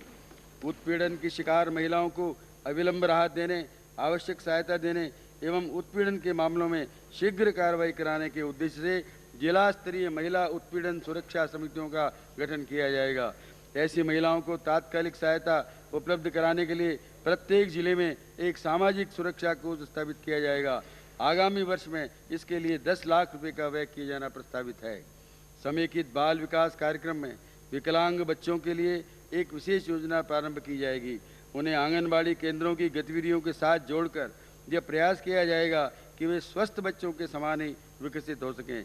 अगले वर्ष ये योजना अजमेर और जयपुर शहर के 50 आंगनबाड़ी केंद्रों के माध्यम से संचालित की जाएगी। इस पर लगभग 15 लाख रुपए की राशि व्यय होने का अनुमान है। समाज कल्याण। अगले वर्ष कमजोर वर्गों की शिक्षा एवं रोजगार पर विशेष ध्यान दिया जाएगा। समाज कल्याण के क्षेत्र में योजनागत व्यय को चालू वर्ष के 14,96,00,000 रुपये के मुकाबले 26,50,00,000 रुपये किए जाना प्रस्तावित है। अनुसूचित जाति एवं जनजाति के मेधावी छात्रों के लिए आवासीय विद्यालय स्थापित करने का 51 करोड़ रुपए का एक नया कार्यक्रम जर्मन सहायता से प्रारंभ किया जाएगा। अगले वर्ष इसके लिए 1 करोड़ रुपए का व्यय प्रस्तावित है। आर्थिक दृष्टि से ऐसे कमजोर परिवारों की जिनमें कोई कमाने वाला वयस्क व्यक्ति नहीं है, विधवाओं की पुत्रियों के विवाह के लिए राज्य सरकार द्वारा 3,000 रुपये की सहायता राशि उपलब्ध कराई जाएगी। वर्ष 1997-98 में जिसके लिए 51 लाख रुपए की राशि प्रस्तावित की गई है। शारीरिक एवं मानसिक दृष्टि से विकलांग बच्चों के माता पिताओं की बता कि सही अनुभूति अन्य व्यक्ति को होना कठिन है। इन बच्चों के कल्याण का उत्तरदायित्व सरकार का है। इस उत्तरदायित्व के निर्वहन के लिए मैं शारीरिक एवं मानसिक रूप से विकलांग तथा निराश्रित बालक बालिकाओं के शिक्षण, प्रशिक्षण एवं पुनर्वास के कार्यों से जुड़ी अनुदानित संस्थाओं में आवास कर रहे बालक बालिकाओं के मैस भत्ते की राशि को 250 रुपये से बढ़ाकर 350 रुपये करने का प्रस्ताव करता हूँ। इस हेतु 1,15,00,000 रुपये की राशि प्रस्तावित की गई है। मूक, बधिर, अस्थि एवं दृष्टिबाधित बच्चों के शिक्षण प्रशिक्षण में 5 वर्ष से अधिक समय से कार्यरत संस्थाओं को भवन निर्माण एवं शैक्षणिक उपकरणों के लिए मैचिंग आधार पर सहायता देने का सरकार ने निर्णय किया है। शारीरिक विकलांगता छात्रवृत्ति योजना को उदार बनाया जाएगा। ऐसे छात्रों को स्कूल शिक्षा के त्रिभाषा फार्मूला से भी छूट दी जाएगी। अस्थि तथा दृष्टिबाधितों के अलावा अब श्रवण बाधित व्यक्तियों को राजस्थान राज्य परिवहन निगम की बसों में यात्रा हेतु किराए में 75% तथा मानसिक विबंधित व्यक्तियों को पूरी छूट तथा उनके सहायक को किराए में 50% छूट प्रदान की जाएगी। अनुदानित विशेष विद्यालयों में अध्ययनरत मूक, बधिर तथा अस्थि एवं दृष्टिबाधित तथा मानसिक रूप से विबंधित बालक बालिकाओं को अगले वर्ष से पाठ्य पुस्तकें तथा अन्य पाठ्य सामग्री निःशुल्क उपलब्ध कराई जाएगी। विकलांग व्यक्तियों को उपचार एवं सुरक्षा प्रदान करने तथा उन्हें शिक्षा, प्रशिक्षण एवं रोजगार के समान अवसर उपलब्ध कराने हेतु निःशक्त व्यक्ति अधिनियम 1995 को राज्य में अगले वर्ष से लागू किया जाएगा। केंद्रीय अर्थ प्रबंधित योजना अंतर्गत आगामी वर्ष में 20 लाख रुपए की सहायता से 5 जिला पुनर्वास केंद्र आरंभ किए जाएंगे। इस योजना के विस्तार हेतु राज्य सरकार नवी योजना में 1 करोड़ रुपए की धनराशि उपलब्ध कराएगी। वर्ष 1997-98 में लगभग 1 करोड़ रुपए की लागत से शारीरिक व मानसिक विकलांग व्यक्तियों को स्वरोजगार हेतु प्रशिक्षण देने के लिए एक विशेष औद्योगिक प्रशिक्षण संस्थान स्थापित किया जाएगा। निजी क्षेत्रों में विकलांगों को रोजगार के अवसर उपलब्ध कराने के उद्देश्य से राज्य के 5 शहरों में अगले वर्ष लगभग 500 विकलांगों को जिला उद्योग केंद्रों के माध्यम से प्रशिक्षण उपलब्ध कराया जाकर विभिन्न उद्योगों में रोजगार सुलभ कराया जाएगा। अनुसूचित जाति के कल्याण की विशिष्ट संगठक योजना अंतर्गत सभी विभागों के व्यक्तिगत लाभ के कार्यक्रमों में अनुसूचित जाति के व्यक्तियों का अनुपातिक हिस्सा सुनिश्चित किया जाकर उन्हें विशेष लाभ पहुंचाया जाएगा। संबल योजना के अंतर्गत आगामी वर्ष में 300 ग्रामों में सामुदायिक केंद्रों के निर्माण के लिए 90 लाख रुपए का व्यय प्रस्तावित है। प्रतिष्ठित स्वयंसेवी संस्थाओं के माध्यम से वरिष्ठ नागरिकों को विभिन्न सुविधाएं उपलब्ध करवाने हेतु 1997-98 में 10 देखभाल केंद्र स्थापित किए जाएंगे। इस हेतु 15 लाख रुपए राशि का व्यय प्रस्तावित है। जनजाति क्षेत्रीय विकास अगले वर्ष में जनजातियों के विकास पर 283 करोड़ 88 लाख रुपए का व्यय प्रस्तावित है। इनमें से जनजाति क्षेत्रीय विकास योजना के तहत अगले वर्ष 38 करोड़ 60 लाख रुपए का व्यय किया जाना प्रस्तावित है। जनजाति उपयोजना क्षेत्र में 14 नए आश्रम छात्रावास स्थापित किए जाएंगे। 5 छात्रावासों की क्षमता को दुगुना किया जाना प्रस्तावित है। छात्रावासों में रहने वाले कक्षा 10 से 12 के छात्रों की पोशाक, पुस्तकें, स्टेशनरी आदि के लिए 1000 रुपये प्रति छात्र प्रतिवर्ष व्यय किए जाएंगे। इन छात्रावासों में रहने वाले विज्ञान संकाय के कक्षा 11 से 12 तक के प्रत्येक विद्यार्थी के लिए यह राशि 1200 रुपये होगी। जनजाति उपयोजना क्षेत्र में अगले वर्ष 12 एनीकट व 30 जलोत्थान सिंचाई योजनाओं के निर्माण, 250 डीजल पंप सेटों का वितरण, 1546 कुओं को गहरा कराने एवं 13 जनजाति बस्तियों के विद्युतीकरण का लक्ष्य रखा गया है। डूंगरपुर जिले में क्रियान्वित पहल परियोजना पर 8 करोड़ 91 लाख रुपए का व्यय प्रस्तावित है। जनजाति उपयोजना के तहत अनुसूचित जनजाति की मेधावी छात्राएं जो प्रौद्योगिकी तथा प्रबंध शास्त्र में उच्च शिक्षा के लिए अपनी योग्यता के आधार पर प्रवेश प्राप्त करती है को ब्रिजिंग सुविधा के रूप में 5000 रुपये प्रति छात्रा ऋण उपलब्ध कराया जाएगा। श्रम एवं रोजगार अगले वर्ष श्री गंगानगर व जयपुर में 2 नए श्रम न्यायालय स्थापित करने का प्रस्ताव है। महिलाओं के लिए जयपुर में पृथक से रोजगार कार्यालय स्थापित किया जाएगा। उद्योग औद्योगिक निवेश को बढ़ाने की दृष्टि से अगले वर्ष रीको के माध्यम से औद्योगिक क्षेत्रों के विकास एवं रखरखाव पर 200 करोड़ रुपए का विनियोजन किया जाएगा। छोटे उद्योगों के लिए जोधपुर जिले के संगरिया ग्राम में एक एकीकृत औद्योगिक केंद्र विकसित किया जा रहा है। नागौर में भी ऐसा ही एक केंद्र स्थापित करने की प्रस्ताव विचाराधीन है। रंगाई छपाई उद्योग के सुनियोजित विकास के उद्देश्य से सांगानेर के निकट ही एक आधुनिक औद्योगिक क्षेत्र विकसित किया जाएगा, जिसमें इन कारखानों से निकले दूषित जल के प्रदूषण की रोकथाम की भी व्यवस्था होगी। किशनगढ़ में एक विशेष संगमरमर मंडी विकसित की जाएगी, जिसमें गोदामों, वेब्रिज, पेट्रोल पंप, होटल आदि की सुविधाएं उपलब्ध होगी। सॉफ्टवेयर उद्योग में निर्यात की संभावनाओं को देखते हुए जयपुर के निकट एक इंफॉर्मेशन टेक्नोलॉजी पार्क स्थापित किया जाएगा। पिछले वर्ष औद्योगिक क्षेत्र विकास प्राधिकरण की स्थापना हेतु एक बिल पारित किया गया था। इस अधिनियम के अंतर्गत भिवाड़ी औद्योगिक क्षेत्र के लिए एक औद्योगिक विकास प्राधिकरण का गठन कर दिया गया है और तेजी से बढ़ रहे इस औद्योगिक क्षेत्र के सुनियोजित विकास में सहायता मिलेगी एवं वहाँ विशेष रूप से सामाजिक आधारभूत सुविधाएं उपलब्ध कराई जा सकेगी। जयपुर स्थित 47 करोड़ रुपए की लागत के निर्यात प्रोत्साहन पार्क का कार्य पूरा हो गया है। भिवाड़ी में भी एक और निर्यात प्रोत्साहन पार्क की स्वीकृति हेतु भारत सरकार से अनुरोध किया गया है। भीलवाड़ा में शीघ्र ही प्रदेश का तीसरा इनलैंड कंटेनर डिपो शुरू हो जाएगा। खादी एवं ग्रामोद्योग के माध्यम से अगले वर्ष 40,000 कामगारों को रोजगार दिलाने का लक्ष्य रखा गया है। उद्यमियों को सही कामगार एवं प्रदेश के बेरोजगारों को रोजगार उपलब्ध कराने के उद्देश्य से इस वर्ष भिवाड़ी में एक रोजगार मेले का सफलतापूर्वक आयोजन किया गया। अगले वर्ष राज्य के अन्य सभी प्रमुख औद्योगिक केंद्रों में ऐसे मेले आयोजित किए जाएंगे ताकि स्थानीय व्यक्तियों को वहां स्थित उद्योगों में रोजगार मिल सके। हथकरघा क्षेत्र में अधिकाधिक बुनकरों को रोजगार देने के उद्देश्य से 8 करोड़ 47 लाख रुपए की लागत की 18 परियोजनाएं भारत सरकार से स्वीकृत कराई गई है। इन योजनाओं के क्रियान्वयन से लगभग 3,500 बुनकरों को अतिरिक्त रोजगार दिलाना संभव होगा। हस्तशिल्प व पर्यटन क्षेत्र की संभावनाओं से पूरा लाभ लेने के लिए जयपुर में हस्तशिल्प एवं पर्यटन कॉम्प्लेक्स स्थापित किया जाना प्रस्तावित है। राज्य सरकार के प्रयासों से प्रदेश में औद्योगिक निवेश हेतु उत्साहवर्धक वातावरण बना है। परिणाम स्वरूप निजी क्षेत्र की कई बड़ी कंपनियों ने राजस्थान में औद्योगिक निवास में रुचि दिखाई है। माइकोबाश नाम की प्रसिद्ध कंपनी ने जयपुर के निकट 250 करोड़ रुपए की लागत का एक कारखाना लगाने हेतु निर्णय लिया है।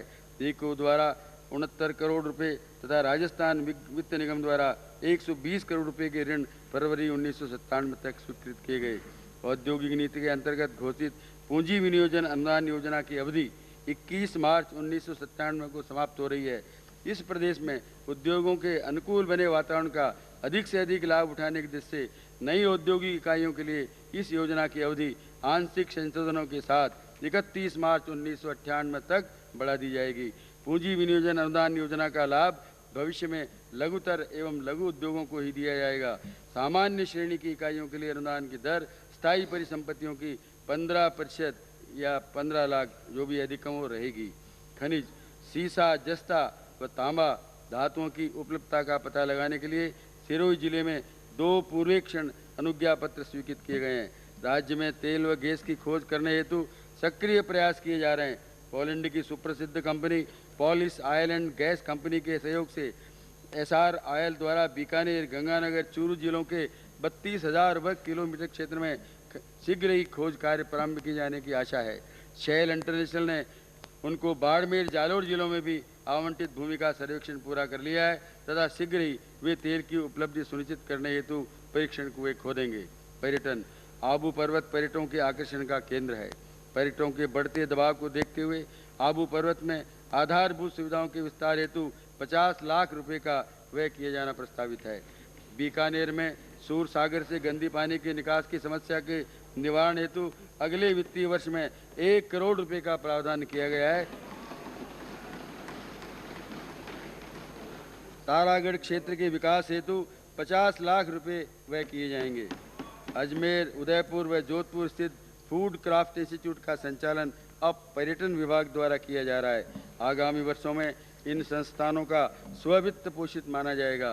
पर्यटन क्षेत्र में निजी निवेश को बढ़ावा देने के लिए राजस्थान पर्यटन विकास निगम में एकल सुविधा केंद्र की व्यवस्था प्रारंभ की जा रही है ताकि निवेशकों को अलग अलग विभागों से स्वीकृतियां प्राप्त करने की असुविधा न हो। इसके अतिरिक्त वर्तमान में चालू पूंजी विनियोजन अनुदान योजना 1993 एवं डीजल जेनरेटिंग सेट क्रय अनुदान योजना 1994 को अगले 2 वर्ष और जारी रखा जाना प्रस्तावित है। यातायात, सड़क दुर्घटनाओं और वाहन जनित प्रदूषण को कम करने के लिए अगले वर्ष परिवहन विभाग के पुनर्गठन, सुदृढ़ीकरण, कंप्यूटरीकरण, प्रशिक्षण तथा परीक्षा हेतु ड्राइविंग ट्रैक का निर्माण, केंद्रीय मोटर वाहन करारोपण अधिनियम में संशोधन आदि के प्रस्ताव हैं। राष्ट्रीय उच्च मार्गों पर ढाबों, होटलों व दुकानों के अनियंत्रित विस्तार को रोकने हेतु चयनित स्थानों पर सुविधा केंद्र स्थापित करने के प्रयास किए जा रहे हैं। जयपुर जिले के मनोहरपुर गांव में ऐसी सुविधा केंद्र पर कार्य प्रारंभ कर दिया गया है।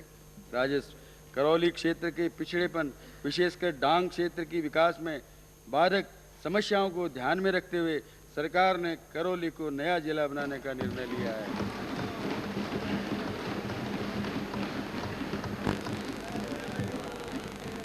इसके अतिरिक्त राजस्व प्रशासन को सुदृढ़ करने की दृष्टि से प्रत्येक जिले में जिला राजस्व अधिकारी नियुक्त करने का भी प्रस्ताव है।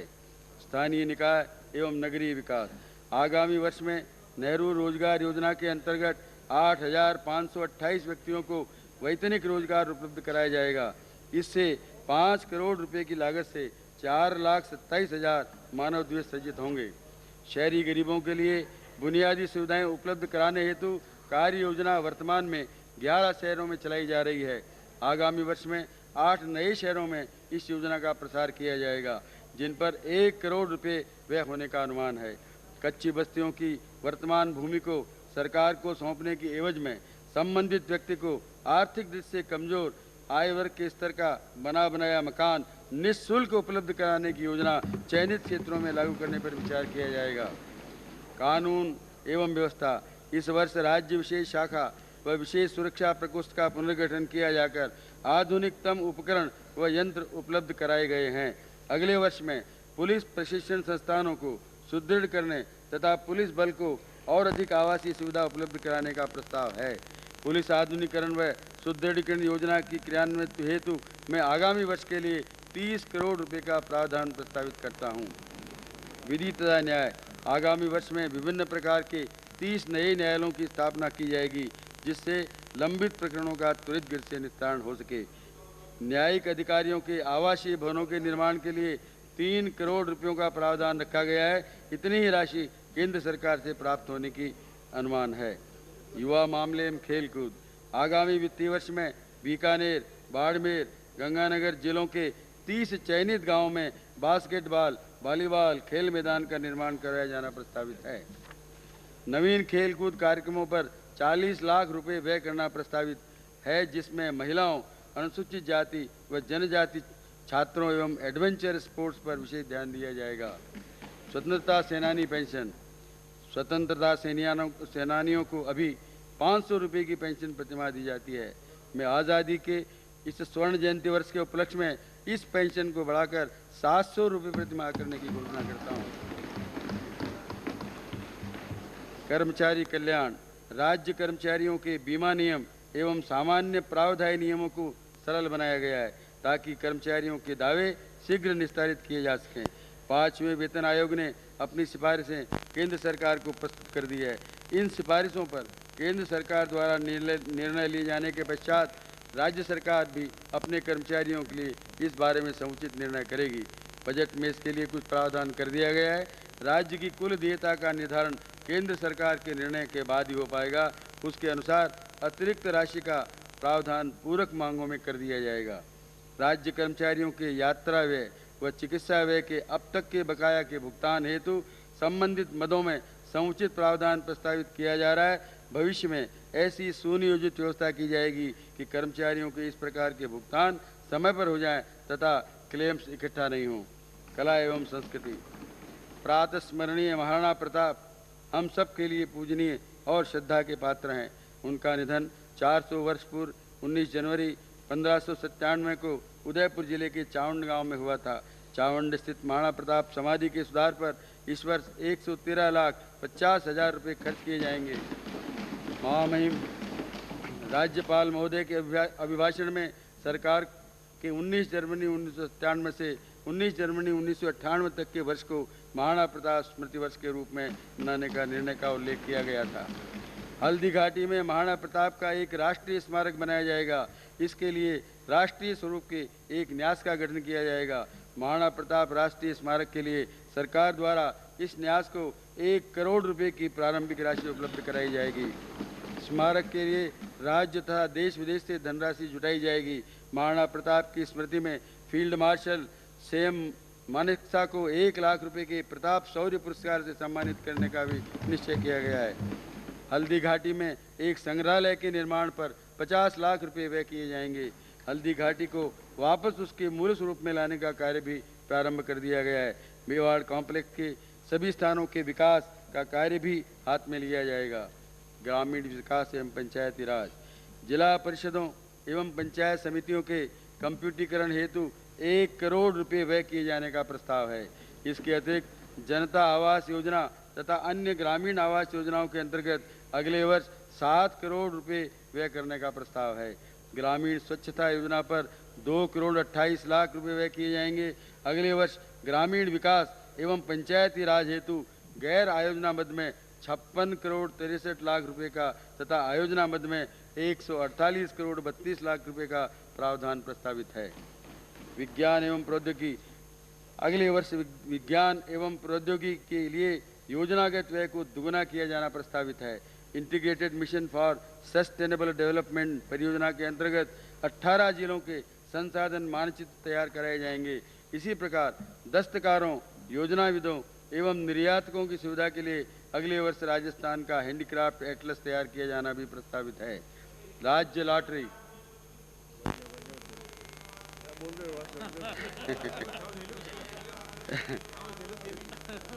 राज्य लॉटरी जनसाधारण की भावनाओं को देखते हुए 1 अप्रैल 1995 से राज्य की सभी 1 अंकीय लॉटरी का राज्य में चलन बंद करने के निर्णय से माननीय सदस्य अवगत हैं। अन्य राज्यों की 1 अंकीय लॉटरी पर 20% की दर से बिक्री कर लागू किया गया था। अब एक राज्य की लॉटरी का दूसरे राज्य में बिना अनुमति के विक्रय वर्जित हो गया है। अभी हाल ही में राज्य में रॉयल भूटान लॉटरी का प्रचलन भी बंद कर दिया गया। अब राज्य में किसी अन्य राज्य की लॉटरी का प्रचलन नहीं है। अब मैं अध्यक्ष महोदय बहुप्रतीक्षित कर प्रस्ताव सदन के समक्ष रखना चाहूँगा। माननीय सदस्यों को यह स्मरण होगा कि गत 3 वर्षों से राज्य में सरलीकृत एवं पारदर्शी बिक्री कर व्यवस्था लागू करने की सतत प्रक्रिया प्रारंभ की गई है। मुझे ये बताते हुए हर्ष है कि इस प्रक्रिया को अपनाने से राज्य में औद्योगिक विकास के नए आयाम स्थापित हो रहे हैं तथा राज्य के कर ढांचे को युक्ति संगत बनाने से राजस्थान के व्यापार व उद्योग के अन्य राज्यों को हो रहे पलायन को रोकने में अभूतपूर्व सफलता मिली है। राज्य की अर्थव्यवस्था के मुख्य स्तंभ किसानों, उद्यमियों एवं व्यापारियों में राज्य सरकार का पूर्ण विश्वास है। मुझे खुशी है कि बिक्री कर राजस्व में उत्तरोत्तर अभिवृद्धि शासन के इस विश्वास की पुष्टि करती है। शासन का उद्देश्य इस बजट में कर प्रबंधन के सुधार हेतु आरंभ की गई व्यवस्थाओं को आगे बढ़ाते हुए करारोपण की ऐसी नीति लागू करने की रहेगी जिससे लोक हितार्थ राज्य की परिकल्पना साकार हो सके तथा कर का भार समाज के अपेक्षाकृत कमजोर, गरीब एवं असहाय वर्ग पर कम से कम हो। कृषि एवं उद्योग के विकास को प्रचुर प्रोत्साहन मिले तथा व्यापार में अबाध गति से वृद्धि हो। मुझे विश्वास है कि ये सभी वर्ग देय कर के राजकोष में सामूहिक स्वतः भुगतान के दायित्व का निर्वाह कर राज्य के चहुमुखी विकास में अपना महत्वपूर्ण योगदान देंगे। उदारीकरण एवं वैश्वीकरण के इस युग में राज्य के उद्योग एवं व्यापार को बढ़ावा देने के लिए कर नीति निर्धारण के समय अन्य राज्यों के कर प्रबंधन को दृष्टिगत रखना आवश्यक हो गया है। मैं सदन को ये बताना चाहूँगा कि बिक्री कर सुधारों बाबत विभिन्न मुद्दों पर राष्ट्रीय सहमति उभरी है तथा उत्तर क्षेत्र के वित्त मंत्रियों के सम्मेलनों में इस क्षेत्र के लिए समान कर दर व्यवस्था लागू करने का महत्वपूर्ण निर्णय लिया गया है। मूल्य संवर्धित कर प्रणाली आज विश्व के अधिकांश देशों में प्रभावी है। मुझे जानकारी देते हुए हर्ष हो रहा है कि कैनेडियन इंटरनेशनल डेवलपमेंट एजेंसी ने हमारे राज्य को कर सुधारों के लिए चुना है। इससे हमें वैट प्रणाली आरंभ करने में उनकी विशेषज्ञ सेवाओं का लाभ मिलेगा। उत्तर क्षेत्र के राज्यों द्वारा इस व्यवस्था को 1 अप्रैल 1999 से प्रारंभ करने का महत्वपूर्ण लिया गया है। हमारा यह प्रयास होगा कि इस प्रणाली से उद्योग एवं व्यापार को बढ़ावा मिले। व्यापारियों को बेहतर सेवा प्रदान करने के साथ साथ ही कर अपवंचन को रोकने के लिए वाणिज्यिक कर विभाग का पुनर्गठन किया जा रहा है। इस क्रम में विभाग में कंप्यूटरीकरण का कार्य प्रारंभ कर दिया गया है। राज्य में उद्योगों के विकास की प्रचुर संभावना है। इस संबंध में औद्योगिक विकास को गति देने के लिए मैं निम्न प्रोत्साहन प्रस्तावित कर रहा हूँ। राज्य के औद्योगिक विकास में बिक्री कर प्रोत्साहन तथा आस्थागन योजनाओं का महत्वपूर्ण स्थान रहा है। राज्य के औद्योगिक विकास को दृष्टि रखते हुए मैं नई बिक्री कर प्रोत्साहन व आस्थागन योजना 1989 की अवधि जो 31 मार्च 1997 को समाप्त हो रही है को अब 31 मार्च 1998 तक बढ़ाने का प्रस्ताव कर रहा हूँ। उद्योगों की स्थापना हेतु वर्तमान में प्लांट एवं मशीनरी खरीदने के बजाय लीज पर लेने की प्रवृत्ति बढ़ रही है। वर्तमान में ऐसी लीज पर कर की दर 10% है। इस कर दर को घटाकर मैं 4% करना प्रस्तावित कर रहा हूँ। लोहा एवं इस्पात की रीलोलिंग मिलों के द्वारा प्रयुक्त कच्चे माल पर वर्तमान में 1.5% की दर से कर देय होता है। इन उद्योगों की क्षमता का पूर्ण दोहन करने की दृष्टि से मैं इनके कच्चे माल पर कर को पूर्ण रूप से समाप्त करना प्रस्तावित करता हूँ। इसके अतिरिक्त इन मिलों के उत्पाद के विक्रय को अन्य राज्यों में प्रतिस्पर्धात्मक बनाने के लिए केंद्रीय बिक्री दर की वर्तमान दर को 4% से घटाकर 2% किया जाना भी प्रस्तावित है। स्टेनलेस स्टील पर आधारित उद्योगों का पश्चिमी राजस्थान में उत्साहवर्धक विकास हुआ है। इन उद्योगों में प्रयुक्त stainless steel flat, ingot, billet, sheet, पट्टा, सर्किल, स्क्रैप से संबंधित कच्चे माल के क्रय पर रियायती दरें लागू करने वाली अधिसूचनाएं जो 31 मार्च 1997 को समाप्त हो रही है की अवधि को इन उद्योगों के उत्तरोत्तर विकास हेतु 31 मार्च 1998 तक बढ़ाने का प्रस्ताव है। राज्य में प्रचुरता से उपलब्ध ग्रेनाइट पर आधारित उद्योगों को प्रोत्साहन देने के लिए ग्रेनाइट की कर दर को गत बजट में 16% से घटाकर 31 मार्च 1997 तक 12% किया गया था। इस उद्योग के लिए मैं 12% की रियायती दर को 31 मार्च 1998 तक बढ़ाने का प्रस्ताव कर रहा हूँ। सीमेंट के अंतर्राज्यीय विक्रय को बढ़ावा देने की दृष्टि से ऐसे विक्रय हेतु 4% की रियायती कर दर की सुविधा प्रदान की गई थी, जिसके परिणाम अच्छे रहे हैं। अतः यह सुविधा 31 मार्च 1997 को समाप्त होने जा रही है। अतः मैं इसे 31 मार्च 1998 तक बढ़ाना प्रस्तावित कर रहा हूँ। वनस्पति घी निर्माण के लिए खाद्य तेल को रियायती दर पर कच्चे माल के रूप में उपयोग करने की सुविधा उपलब्ध है, जबकि यह सुविधा सॉल्वेंट एक्सट्रैक्टेड ऑयल के प्रयोग पर उपलब्ध नहीं है। वनस्पति घी उद्योग में कतिपय सीमा से अधिक खाद्य तेल के उपयोग पर पाबंदी होने से ऐसे उद्योगों को कच्चे माल की समस्या रहती है। राज्य में सॉल्वेंट एक्सट्रैक्टेड ऑयल प्रचुरता से उपलब्ध है। अतः मैं सॉल्वेंट एक्सट्रैक्टेड ऑयल एवं अन्य अखाद्य तेल को भी वनस्पति घी निर्माण के लिए कच्चे माल के रूप में प्रयुक्त करने पर खाद्य तेल के समान ही रियायती कर दर पर खरीद की सुविधा प्रदान करना प्रस्तावित करता हूँ। राज्य में विनिर्मित एल्यूमिनियम फॉयल के अंतर्राज्यीय विक्रय को प्रतिस्पर्धात्मक बनाने की दृष्टि से मैं इसके अंतर्राज्यीय विक्रय की दर 31 मार्च 1998 तक 1% करना प्रस्तावित करता हूँ। राज्य में 50 करोड़ रुपए से अधिक नियोजन करने वाली नई सूती धागा निर्माता इकाइयों को 31 मार्च 1997 तक उत्पादन प्रारंभ करने पर 5 वर्ष के लिए कपास कर मुक्त क्रय करने की सुविधा गत वर्ष दी गई थी। इस क्षेत्र में रोजगार के अधिक अवसर उपलब्ध कराने और किसानों को उनकी उपज का उचित मूल्य दिलाने के उद्देश्य कपास पर आधारित ऐसी इकाइयों की राज्य में स्थापना को बढ़ावा देने की दृष्टि से मैं इस अवधि को 31 मार्च 1998 तक बढ़ाना प्रस्तावित कर रहा हूँ। गत बजट में 100% निर्यातोन्मुखी ग्वार गम की पुरानी इकाइयों के लिए ग्वार को कच्चे माल के रूप में क्रय करने पर 2% की रियायती दर घोषित की गई थी। राज्य में कच्चे माल के रूप में बहुतायत से उपलब्ध ग्वार पर आधारित औद्योगिक इकाइयों को बढ़ावा देने तथा कृषकों को उनकी उपज का उचित मूल्य मिल सके, इस हेतु मैं अब ऐसी सभी इकाइयों को भी 2% की रियायती दर पर ग्वार करने की सुविधा 31 मार्च 1998 तक प्रदान करना प्रस्तावित करता हूँ। गत वर्ष के बजट में प्लास्टिक ग्रेन्यूल की कर दर 10% से घटाकर 2% की गई थी। अब मैं प्लास्टिक पाउडर तथा प्लास्टिक कलर मास्टर बैच जो राज्य में कच्चे माल के रूप में ही प्रयुक्त है कि कर दर भी 10% से घटाकर 2% करने का प्रस्ताव करता हूँ। राज्य में टिन के कनस्तर व डिब्बे बनाने वाले उद्योगों को वर्तमान में कच्चा माल टिन प्लेट राज्य के बाहर से आयात करना पड़ रहा है। ऐसे उद्योगों को राज्य में ही कच्चा माल आसानी से उपलब्ध हो सके, इस हेतु उनके कच्चे माल टिन प्लेट की कर दर को 3% से घटाकर 2% किया जाना प्रस्तावित करता हूँ। राज्य में कच्ची ऊन को कच्चे माल के रूप में वुलन यार्न विनिर्माण हेतु कर मुक्ति की सुविधा उपलब्ध है, जबकि राज्य में बहुतायत से बनाए जा रहे वुलन कारपेट यार्न के संबंध में सुविधा अभी प्राप्त नहीं है। मैं अब वुलन कारपेट यार्न के राज्य में विनिर्माण हेतु प्रयुक्त कच्ची ऊन को भी कर मुक्त करने का प्रस्ताव करता हूँ। राज्य में प्रचुरता से उपलब्ध कच्चे माल, खाल एवं चमड़े पर मूल्य संवर्धन का लाभ राज्य को मिले तथा इन पर आधारित उद्योगों की राज्य में स्थापना को बढ़ावा देने के उद्देश्य से मैं खाल एवं चमड़े को राज्य में विनिर्माण हेतु कच्चे माल के रूप में प्रयुक्त करने पर पूर्णतया कर से मुक्त करना प्रस्तावित कर रहा हूँ। ऐसे विनिर्मित माल का राज्य में अथवा अंतर्राज्यीय विक्रय करना आवश्यक होगा ताकि राज्य में तैयार माल पर कर प्राप्त हो सके। सभी प्रकार की औद्योगिक गैस की कर दर को 31 मार्च 1998 तक 10% से घटाकर 4% किए जाने का प्रस्ताव है। इससे उद्योगों को घोषणा पत्रों की प्रक्रिया से राहत मिलेगी।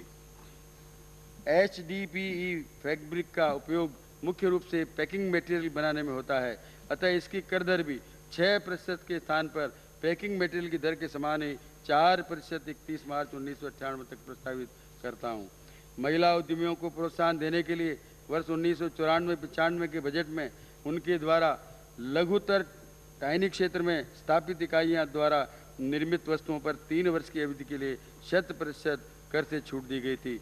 अब मैं महिला उद्यमियों के द्वारा लघुतर क्षेत्र में स्थापित नई इकाइयों को 4 कर निर्धारण वर्ष की अवधि के लिए प्रत्येक कर निर्धारण वर्ष में 5 लाख रुपए तक के टर्नओवर को कर मुक्त करने का प्रस्ताव करता हूँ। राज्य में लोहे से बने हाथ के कतिपय औजारों की कर दर गत बजट में कम करते हुए 4% की गई थी, जबकि अन्य हाथ के औजारों की दर 10% है। इस कुटीर उद्योग को बढ़ावा देने एवं इनका उपयोग करने वाले काश्तकारों एवं दस्तकारों के हित को ध्यान में रखते हुए मैं हाथ के समस्त प्रकार के औजारों पर 10% की वर्तमान दर को घटाकर एक ही दर 4% करने का प्रस्ताव कर रहा हूँ। जैसा कि माननीय सदस्यों को ज्ञात है, गत 3 वर्षों में बिक्री कर दरों को युक्ति संगत बनाया गया है। इसी क्रम में राष्ट्रीय सहमति में प्रस्तावित 4, 8 एवं 12% की कर दरों को ध्यान में रखते हुए वर्तमान अवशिष्ट कर दर को मैं 10% के स्थान पर 12% किया जाना प्रस्तावित कर रहा हूं। इसके साथ ही 8% का एक नया स्लैब बनाया जाना भी प्रस्तावित है। केरोसिन तेल वर्तमान में 10% की दर से कर योग्य है।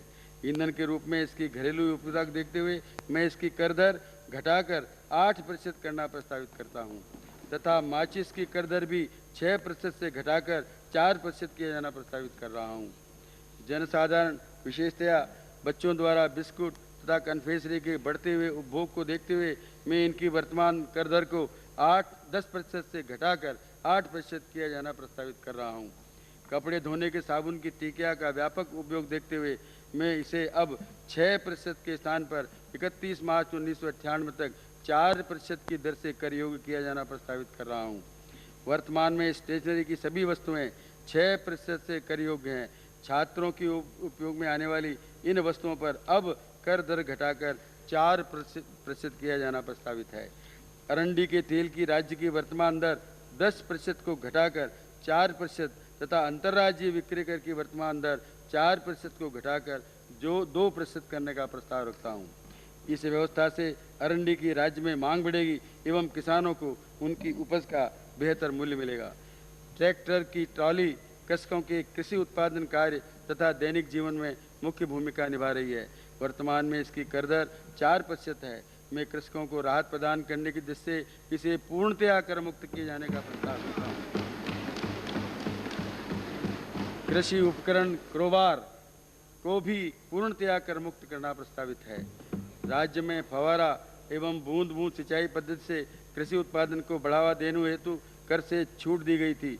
इन पद्धतियों में काम आने वाले पार्ट्स की कर दर माह दिसंबर 1996 में घटाकर 6% की गई थी। मैं पाइप्स को छोड़कर शेष पार्ट्स को अब कर मुक्त करने का प्रस्ताव करता हूँ। महिलाओं के काम में आने वाली hair band, rubber band, safety pin, nail cutter, आंवला, अरीठा एवं सिकाकाई जो वर्तमान में 10% से कर योग्य है को भी मैं कर मुक्त किया जाना प्रस्तावित करता हूँ।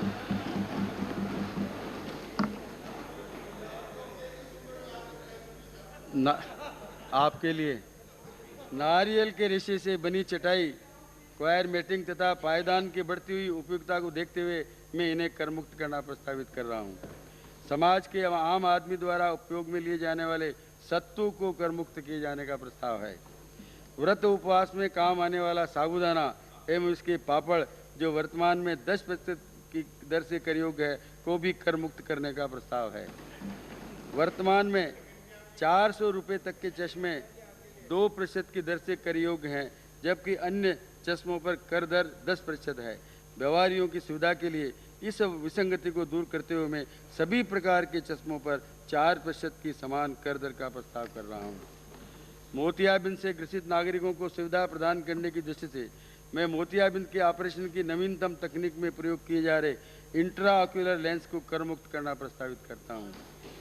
वरिष्ठ नागरिकों की सुविधा के लिए मैं सभी प्रकार के कृत्रिम दांत जो अभी 10% से कर योग्य है तो भी कर मुक्त किए जाने का प्रस्ताव कर रहा हूँ।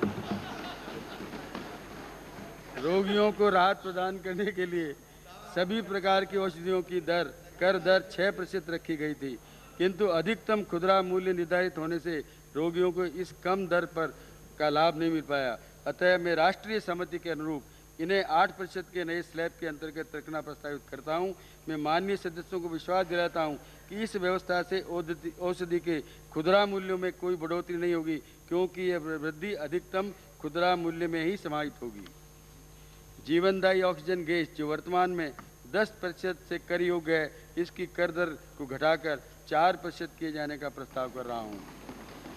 75 रुपये मूल्य तक की डिजिटल घड़ियाँ 4% की दर से कर योग्य हैं, जबकि अन्य सभी प्रकार की घड़ियाँ 12% से कर योग्य हैं। बढ़ते हुए मूल्य एवं उपयोग को दृष्टि में रखते हुए मैं अब 400 रुपये मूल्य तक की घड़ियों की कर दर को एक समान 8% किया जाना प्रस्तावित कर रहा हूँ। इससे अधिक मूल्य की घड़ियाँ पूर्ववत 12% की दर से ही कर योग्य रहेगी। लिनोनियम तथा लिमिटेड शीट जैसे सनमाइका, फार्माइका, डेकोलम तथा सिंथेटिक एडेसिव पर वर्तमान में 16% कर दिए है। फर्नीचर बनाने में इनके बढ़ते हुए उपयोग को देखते हुए मैं इनकी कर दर को 31 मार्च 1998 तक 12% किया जाना प्रस्तावित कर रहा हूँ। फोटोग्राफिक कैमरा, इनके पुर्जे, लेंस और प्लेट वर्तमान में 12% से कर योग्य है एवं फोटोग्राफी, फिल्म, कागज़ और कपड़ा, प्रिंट एल्बम, रसायन एवं एक्सरे फिल्म 6% से कर योग्य है। इन सभी की दर कर 8% किया जाना प्रस्तावित है। ऑडियो एवं वीडियो कैसेट पर वर्तमान में कर दर 10% है। इस व्यवसाय तथा संचार तकनीक व मनोरंजन को बढ़ावा देने तथा बेहतर कर अनुपालना के लिए मैं अब इस दर को घटाकर 4% करने का प्रस्ताव करता हूँ। उत्तर क्षेत्र के राज्यों के वित्त मंत्रियों की सहमति के अनुसार इलेक्ट्रॉनिक सामान की दर 8% किया जाना वांछनीय है। अतः मैं electronic typewriter, pager, telephone, fax, photocopier, PBX system इत्यादि कर दर को 4% से बढ़ाकर 8% करने का प्रस्ताव कर रहा हूँ।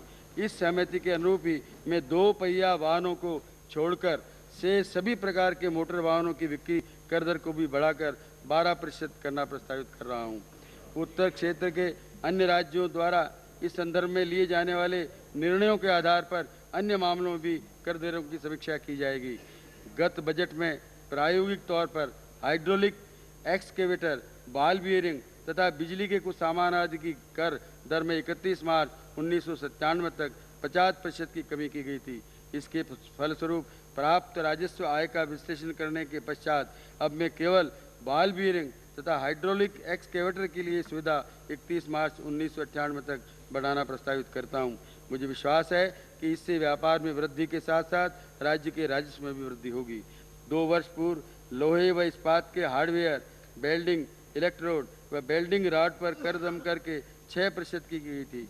इसी क्रम में अब मेरा प्रस्ताव है कि सभी प्रकार के हार्डवेयर तथा वेल्डिंग इलेक्ट्रोड व वेल्डिंग रॉड के लिए समान कर दर की व्यवस्था लागू की जाए। अतः मैं लोहा तथा इस्पात के हार्डवेयर, वेल्डिंग इलेक्ट्रोड व वेल्डिंग रॉड जो 6% से कर योग्य हैं एवं अन्य हार्डवेयर जो 10% से कर योग्य है के लिए अब एक समान दर 8% करने का प्रस्ताव कर रहा हूँ। इसी प्रकार माप तोल के बाट जन सामान्य के रोजमर्रा के उपयोग में आने वाली लोहे की कोठी तथा संदूक की वर्तमान दर को 10% से घटाकर 8% का प्रस्तावित करता हूँ। खुली तथा पैकेट की चाय की कर दर में भिन्नता क्रमशः 4 एवं 10% होने से न केवल व्यापार जगत को कठिनाई हो रही है अपितु अनावश्यक विवाद भी बढ़ रहा है। अतः मैं खुली एवं पैकेट की चाय की एक समान कर दर 8% किए जाने का प्रस्ताव कर रहा हूँ। अतिरिक्त उत्पाद शुल्क संदेह नहीं होने वाले विनिर्मित माल पर राज्य सरकार करारोपण करने को स्वतंत्र है। केंद्र सरकार द्वारा समय पर अतिरिक्त उत्पाद शुल्क की दरों में कमी अतः शुल्क से मुक्ति प्रदान करने से राज्यों को दिए जाने वाले भाग में कमी होती है। ग्रे क्लॉथ पर अतिरिक्त उत्पाद शुल्क देय नहीं होने से यह वर्तमान में 4% की दर से कर योग्य है। इस उद्योग की कठिनाइयों को ध्यान में रखते हुए मैं आज से पूर्व की अवधि के लिए ग्रे क्लॉथ को भूतलक्ष्मी प्रभाव से कर मुक्त करने का प्रस्ताव कर रहा हूं तथा इस पर अब कर दर भी 4% से घटाकर 2% किया जाना प्रस्तावित है। यह घटी हुई दर केवल भविष्य में होने वाले समव्यवहारों पर ही लागू होगी। वर्ष 1990 से कतिपय वस्तुओं की लीज पर करारोपण की व्यवस्था की गई थी। इसका विस्तार करते हुए अब मैं रेलवे वैगन तथा कंटेनर की लीज पर 4% करारोपण का प्रस्ताव करता हूं। इसके अतिरिक्त पूर्व में टेंट, कनात व इसके साथ सजावट में काम में आने वाली वस्तुओं के संबंध में एक मुश्त फीस जमा कराने के विकल्प को समाप्त करना एवं इन पर वर्तमान दर को 6% से घटाकर 4% लीजिंग पर लगाना प्रस्तावित कर रहा हूँ।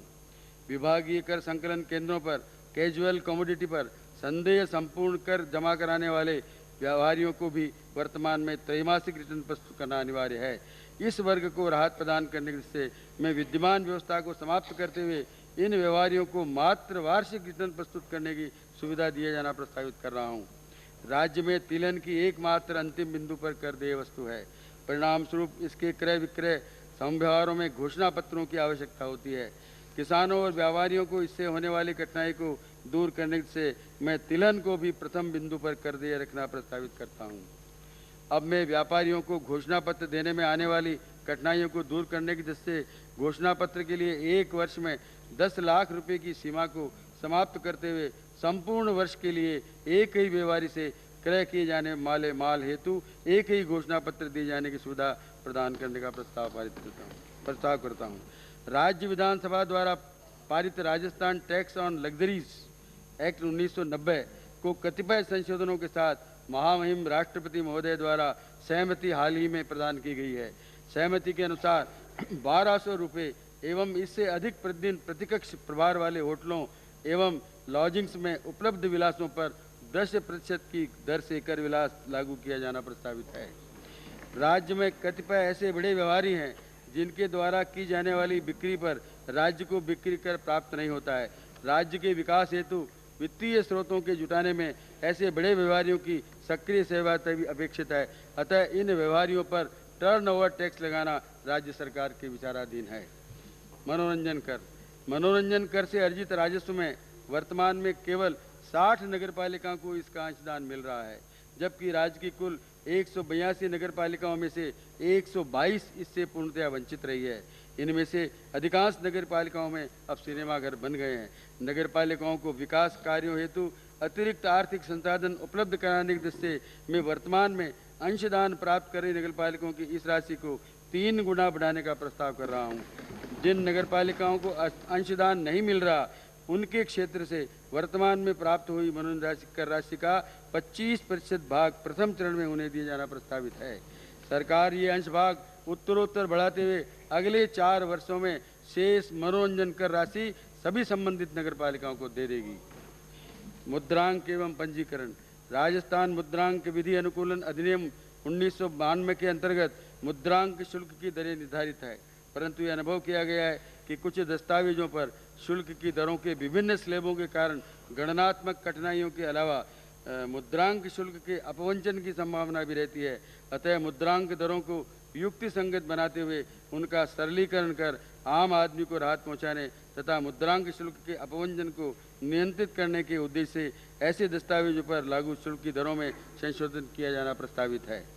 इन संशोधनों में कंपनियों आदि द्वारा निष्पादित किए जाने वाले दस्तावेजों पर शुल्क की दरों में मामूली वृद्धि होगी, परंतु कृषकों और आम आदमी पर कर का भार नहीं बढ़ेगा। अचल संपत्ति के हस्तांतरण पत्र पर शुल्क की दर यथावत 10% रखते हुए चल संपत्ति के हस्तांतरण पत्रों पर शुल्क की दर 10% से घटाकर केवल आधा प्रतिशत करना प्रस्तावित है। भारतीय पंजीकरण अधिनियम 1908 की धारा 17 के अंतर्गत ऐसे दस्तावेजों का उल्लेख है जिनका पंजीकरण कराना अनिवार्य है, किंतु व्यवहार में अनेक व्यक्ति पंजीकरण नहीं करवाते हैं एवं गलत वर्गीकरण के आधार पर भी मुद्रांक शुल्क का अपवंचन होता है। इससे न केवल कानून के प्रावधानों की अवहेलना होती है, अपितु राजस्व प्राप्तियों पर भी प्रतिकूल प्रभाव पड़ता है। अतः मुद्रांक शुल्क के अपवंचन को रोकने एवं कानून की पालना सुनिश्चित करने हेतु राजस्थान मुद्रांक नियम 1955 में संशोधित करते हुए नया नियम 66 जोड़ा जाना एवं नियम 68 में संशोधन प्रस्तावित है। इन नए प्रावधानों से ऐसे प्रकरणों में पंजीकरण न करवाने की जानकारी प्राप्त होने पर संबंधित व्यक्ति को सुनवाई का अवसर देकर मुद्रांक शुल्क की वसूली की कार्रवाई की जा सकेगी। भूमि एवं भवन कर। राजस्थान भूमि एवं भवन कर अधिनियम 1964 1 अप्रैल 1973 से राज्य में प्रभावी है, जिसके अंतर्गत भूमि एवं भवन कर हेतु मूल्यांकन आधार की अवधि 31 मार्च 1997 को समाप्त हो रही है। अतः विधिक आवश्यकता के अनुसरण में अब 1 अप्रैल 1997 के बाजार मूल्य पर नई दरों से कर निर्धारण किया जाना कानूनन अपेक्षित है। कर सरकार उपरोक्त तिथि के पूर्व समुचित दरों की घोषणा करेगी, जिसके अनुसार भविष्य में कर देय होगा। यहाँ मैं स्पष्ट करना चाहूँगा कि जिन करदाताओं द्वारा 31 मार्च 1997 तक एक मुश्त कर भुगतान कर दिया जाएगा, उनका पुनः कर निर्धारण नहीं किया जाएगा। इसके अतिरिक्त कर निर्धारण अधिकारी के समक्ष लंबित मामलों में 1 अप्रैल 1997 से पूर्व की अवधि का कर निर्धारण तत्समय लागू मूल्यांकन दरों पर ही किया जाएगा। मोटर वाहन कर। वर्तमान व्यवस्था के अनुसार मोटर वाहनों पर कर राजस्थान मोटर वाहन कराधान अधिनियम 1951 के द्वारा विभिन्न प्रकार के वाहनों के लिए निर्धारित एक निश्चित राशि के रूप में आरोपित किए जाते हैं। परिणाम स्वरूप सस्ते वाहनों पर भी उतना ही कर लगता है जितना कि ऊंची कीमत वाले विलासिता वाहनों पर। यह सामयिक नहीं है। अतः कर भार में दृष्टिगत इस असमानता को दूर करने और कर के ढांचे को सरल एवं प्रगतिशील बनाने के दृष्टि में परिवहन और गैर परिवहन वाहनों की वर्तमान व्यवस्था को बदलकर मूल्य आधारित कर लगाने का प्रस्ताव करता हूँ। इससे साधारण वाहनों पर अधिक कीमत वाले वाहनों की तुलना में कर भार कम रहेगा। साथ ही कर की दरों में परिवर्तन हेतु अधिनियम में बार बार संशोधन की आवश्यकता नहीं रहेगी। इस संदर्भ में मैं उक्त अधिनियम की अनुसूची और अनुसूची ए को हटाए जाने का प्रस्ताव करता हूं। साथ ही मोटर वाहन कर एवं विशेष पथ कर वर्तमान में लागू अधिभार को हटाए जाने का भी प्रस्ताव करता हूं। मैं सदन को विश्वास दिलाता हूं कि नई व्यवस्था में साधारण वाहनों जैसे कि स्कूटर, गैर वातानुकूलित कार आदि पर कर के भार में वृद्धि नगण्य होगी। अन्य राज्यों से आने वाले वाहनों अथवा अस्थायी अनुज्ञा पत्रों पर चलने वाले वाहनों पर करारोपण की व्यवस्था वर्तमान पद्धति के अनुसार ही रहेगी। कर प्रक्रिया को अधिक पारदर्शी बनाने के उद्देश्य से मंजिली वाहनों की कार्योत्तर पर कर निर्धारण व्यवस्था को समाप्त किया जाना भी प्रस्तावित है। सन 1951 से वाहनों की संख्या एवं कीमतें कई गुना बढ़ चुकी है, लेकिन वाहनों के विक्रेताओं एवं निर्माताओं द्वारा दी जा रही कर की दर में कोई वृद्धि नहीं हुई है। अतः विक्रेताओं एवं निर्माताओं पर लग रहे कर को युक्त संगत बनाने की दृष्टि से ट्रेड सर्टिफिकेट पर कर की दरों में वृद्धि प्रस्तावित है। मोटर वाहनों पर करारोपण की प्रस्तावित ये नई व्यवस्था 1 अप्रैल 1997 से लागू की जाएगी। वर्ष 1996-97 के संशोधित अनुमान। वर्ष 1996-97 के अनुमानों में बजटीय घाटा 139 करोड़ 9 लाख रुपए आंका गया था। चालू वित्तीय वर्ष के दौरान कतिपय अपरिहार्य व्ययों तथा राज्य कर्मचारियों को केंद्रीय कर्मचारियों के समान 10% की अंतरिम राहत की तीसरी किस्त का चुकारा, बढ़ी हुई दरों पर बोनस का चुकारा, ग्रेच्युटी के भुगतान हेतु गणना में 97% महंगाई भत्ते को सम्मिलित कर चुकारा करने, अकाल राहत कार्यों पर अतिरिक्त व्यय एवं वर्ष 95-96 के प्रारंभिक घाटे आदि के कारण चालू वित्तीय वर्ष का बजटीय घाटा 821 करोड़ रुपए हो जाने की संभावना थी। लेकिन सरकार द्वारा किए गए विभिन्न उपायों एवं कठोर वित्तीय प्रबंध के माध्यम से संशोधित अनुमानों में यह घाटा 381 करोड़ 85 लाख रुपए का ही है ना आंका गया है। वर्ष 1996-97 के संशोधित अनुमानों का संक्षिप्त विवरण इस प्रकार है।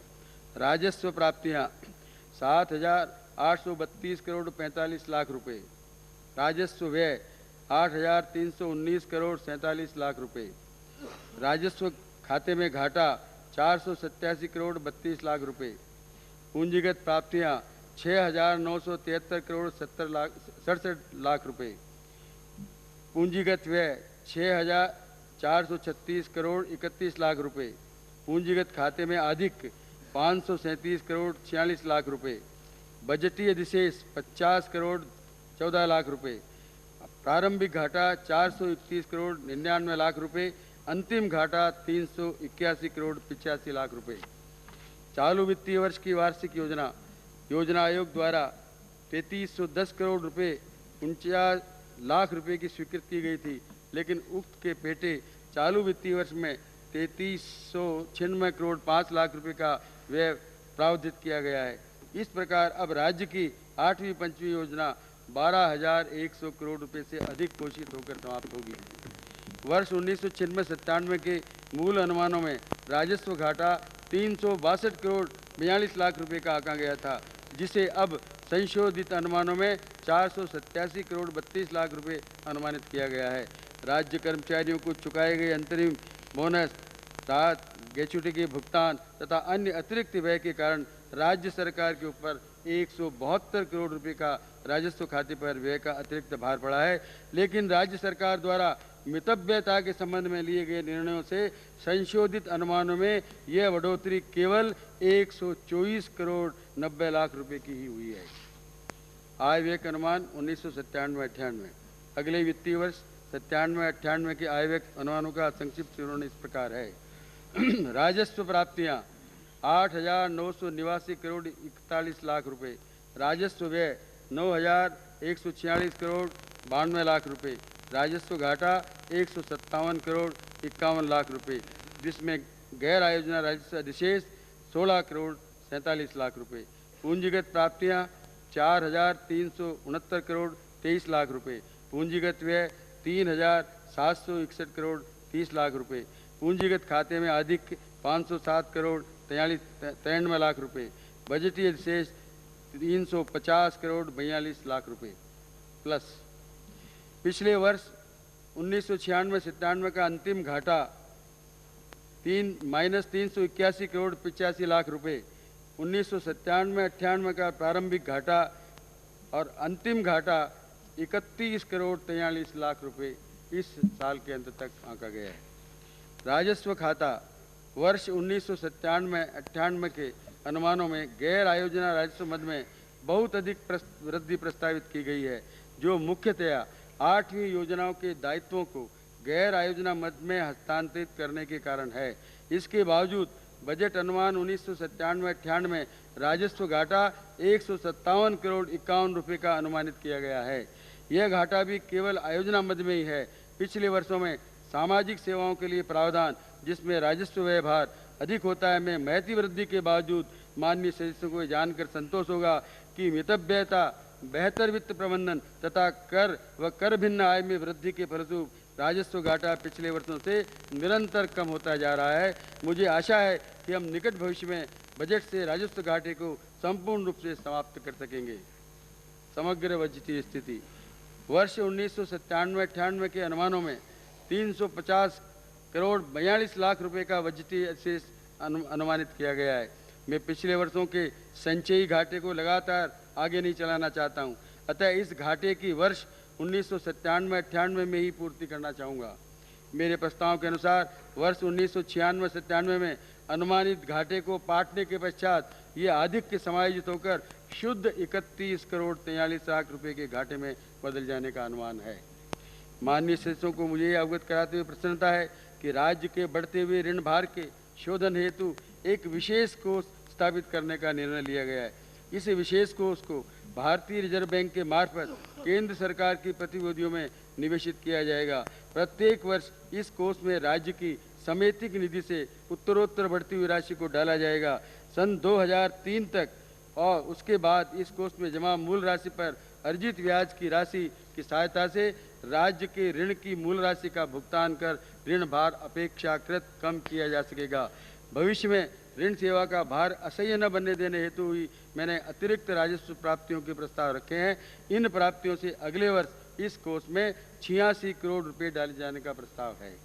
इस प्रकार 1997-98 के बजट अनुमानों में छोड़ा गया 31 करोड़ 85 लाख रुपए का घाटा तथा ऋण शोधन हेतु विशेष कोष में निवेश हेतु आवश्यक राशि नए कर प्रस्तावों से होने वाली अनुमानित 118 करोड़ रुपए की अतिरिक्त राजस्व प्राप्तियों से पूरित किया जाना प्रस्तावित है।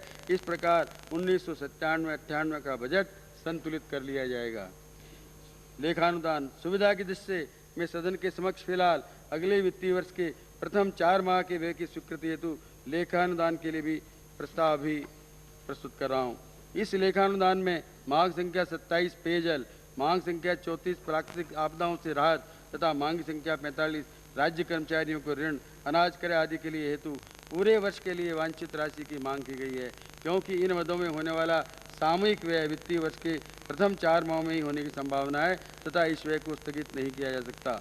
मुझे विश्वास है कि मेरे द्वारा प्रस्तुत ये बजट राज्य के सभी वर्गों, विशेषकर किसानों, पिछड़े वर्गों व महिलाओं के विकास का माध्यम बनेगा तथा इससे विभिन्न क्षेत्रों में नियोजन में वृद्धि होगी। मैं इन बजट प्रस्तावों को मैं लेखानुदान प्रस्ताव के स्वीकृत करने की सिफारिश के साथ माननीय सदन के विचारार्थ एवं अनुमोदनार्थ प्रस्तुत करता हूँ। हरिशंकर जी बाबड़ा, उप मुख्यमंत्री, राजस्थान राज्य के वार्षिक वित्तीय विवरण आय व्यय अनुमान 1900। अध्यक्ष महोदय, मैं राजस्थान राज्य के वार्षिक वित्तीय विवरण आय व्यय अनुमान 1997-98 का उपस्थापन करता हूँ। वे 1997-98 के लिए लेखानुदान घोटाला अकाउंट संबंधी विवरण प्रस्तुत। अध्यक्ष महोदय, मैं वर्ष 1997-98 के लिए लेखानुदान घोटाला अकाउंट का विवरण भी प्रस्तुत करता हूँ। विधायी कार्य राजस्थान वित्त विधेयक 1957 का पुरस्तापन। अध्यक्ष महोदय, मैं राजस्थान वित्त विधेयक 1997 को पुरस्तापित करने की आज्ञा के लिए प्रस्ताव करता हूँ। प्रश्न यह है कि राजस्थान वित्त विधेयक 1997 को पुरस्तापित करने की आज्ञा प्रदान की जाए। जो पक्ष में हाँ कहें, जो विपक्ष में ना कहें। हाँ पक्ष जीता। विधेयक पुरस्तापित करने की आज्ञा प्रदान की गई।